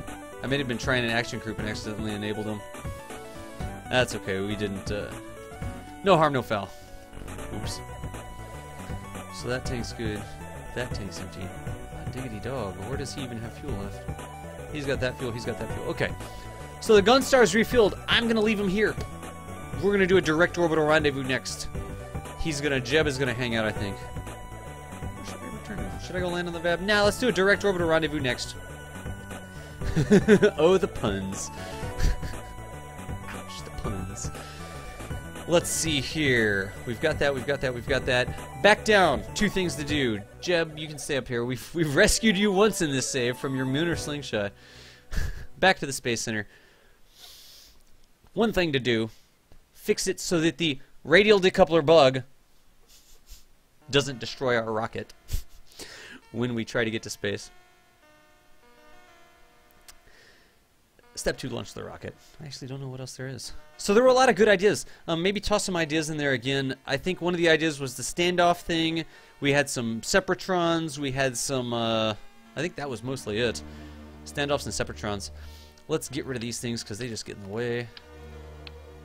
Hey. I know you tried to go out there and say, find that it wasn't a bug, but it is actually listed in the bug tracker. Let's see here. There we go. Alright, so we gotta put those guys back on in a more different, safe way. What's up, Lignova? How's it going? We are doing asparagus staging. We've built a Gunstar-inspired craft that we're going to rendezvous and dock with fuelers in orbit. I'm doing the Helpdesk tonight, and I'm calling the Helpdesk Kerbal Space Academy Helpdesk, answering users' questions, viewers' questions sort of deal. So welcome. And thank you again for the support yesterday, dude. You're freaking awesome. You're totally freaking awesome. Standoff distant with structural parts and Separatrons. That was the, right now? Alright, standoff parts. I'll use these as standoff parts. Just because I can actually... Let's not do 4x symmetry, that'll be screwy. I'm just going to use these instead of those other things. Really? Really, KSP? That really looks like a great way to do that. You really think that that's true? Alright, we need to move them up a little bit. Yes, thank you for your symmetry. That looks good. Me, I don't know. Like Bugs Bunny. Alright, now we've got those on in 2x symmetry. We can put these things on.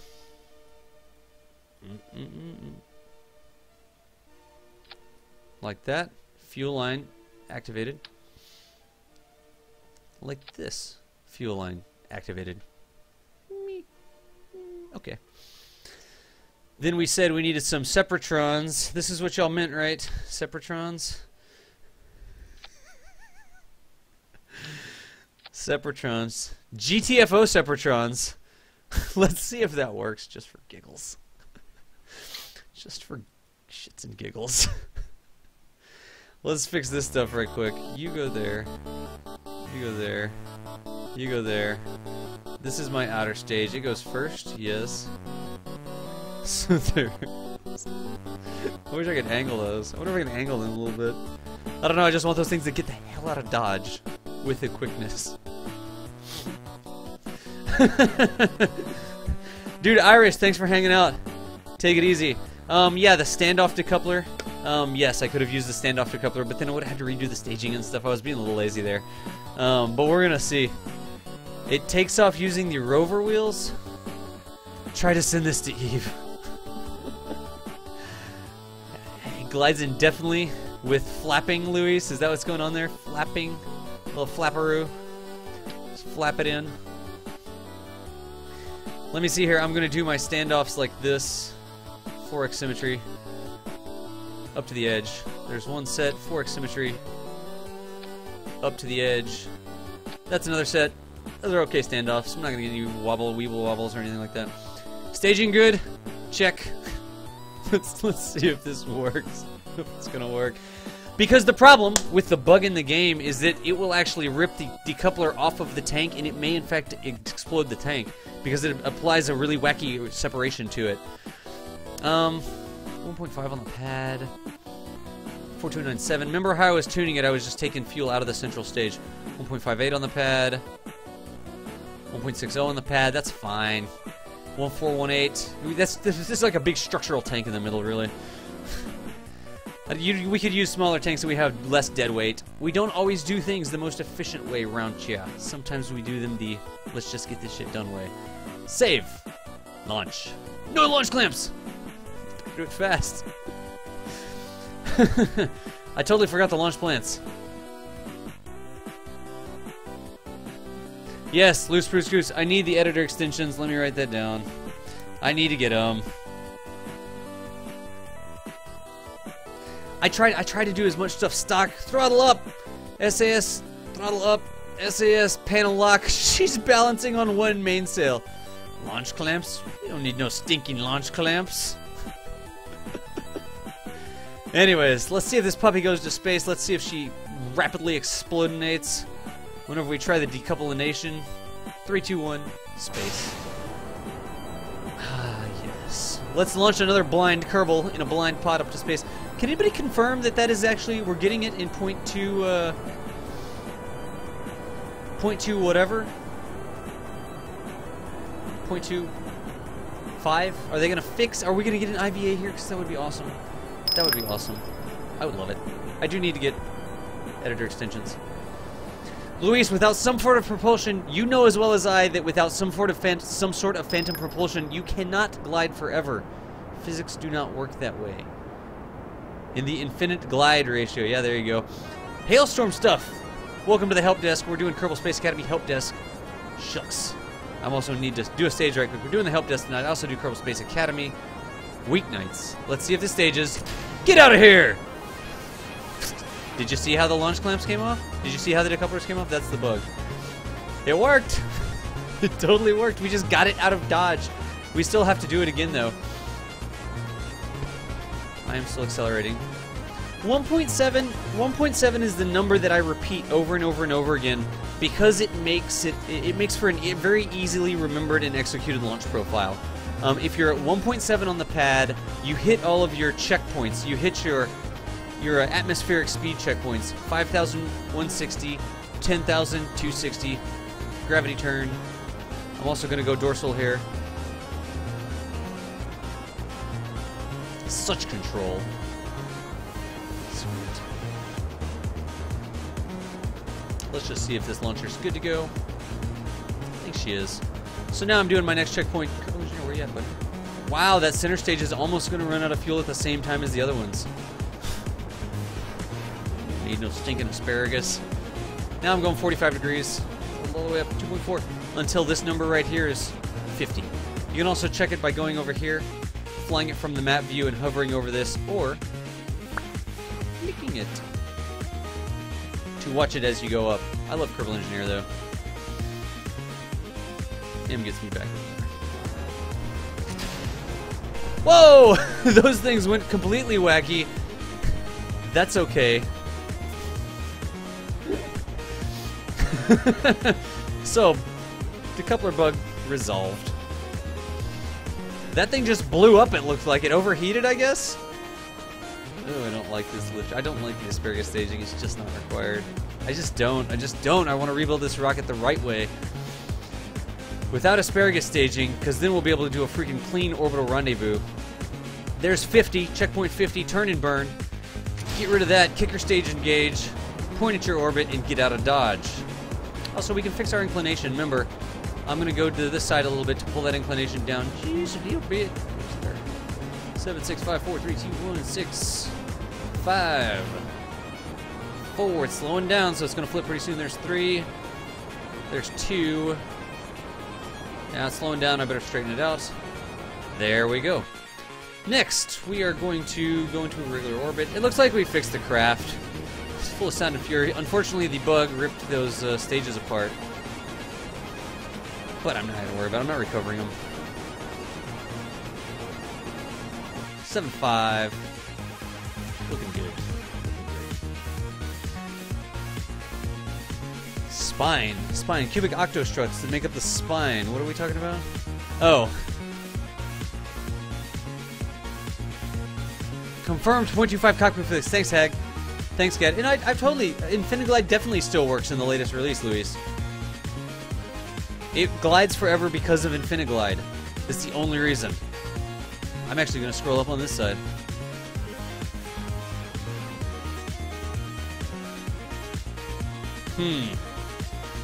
Anyways. Cubisks are very small and they're massless. Look at this guy. He's got 895. He could get in orbit for sure. 15. Yeah, this guy's orbited on the kicker stage by itself. It looks so cool, though. It really does look cool. So anyways, we've debugged the craft. Revert flight. Back to the launch. Because what was I going to do, right? I was going to do a direct orbital rendezvous. This direct orbital rendezvous is going to be more difficult because of the asparagus staging and the fact that that makes the craft more complicated. But I will definitely get us a direct orbital rendezvous done. I may come back here and get rid of the asparagus staging. It's just not needed. It's just It's just not needed. You just don't need asparagus staging for most of the things you do. So, in fact, I'll probably launch it on my own and we'll see if it's easier to do it. Direct orbital rendezvous, what do I mean? Right? We've already done the Hohmann transfer. Hohmann transfer. The hip point transfer, whatever. Where we went into a different orbit. We went up to 120. It was down in 85. We waited until the transfer synced up. Took us a couple hours. We did a Hohmann transfer burn. We got there. We did orbital scree right next to it. It was great, right? It worked really well. However, that launch took us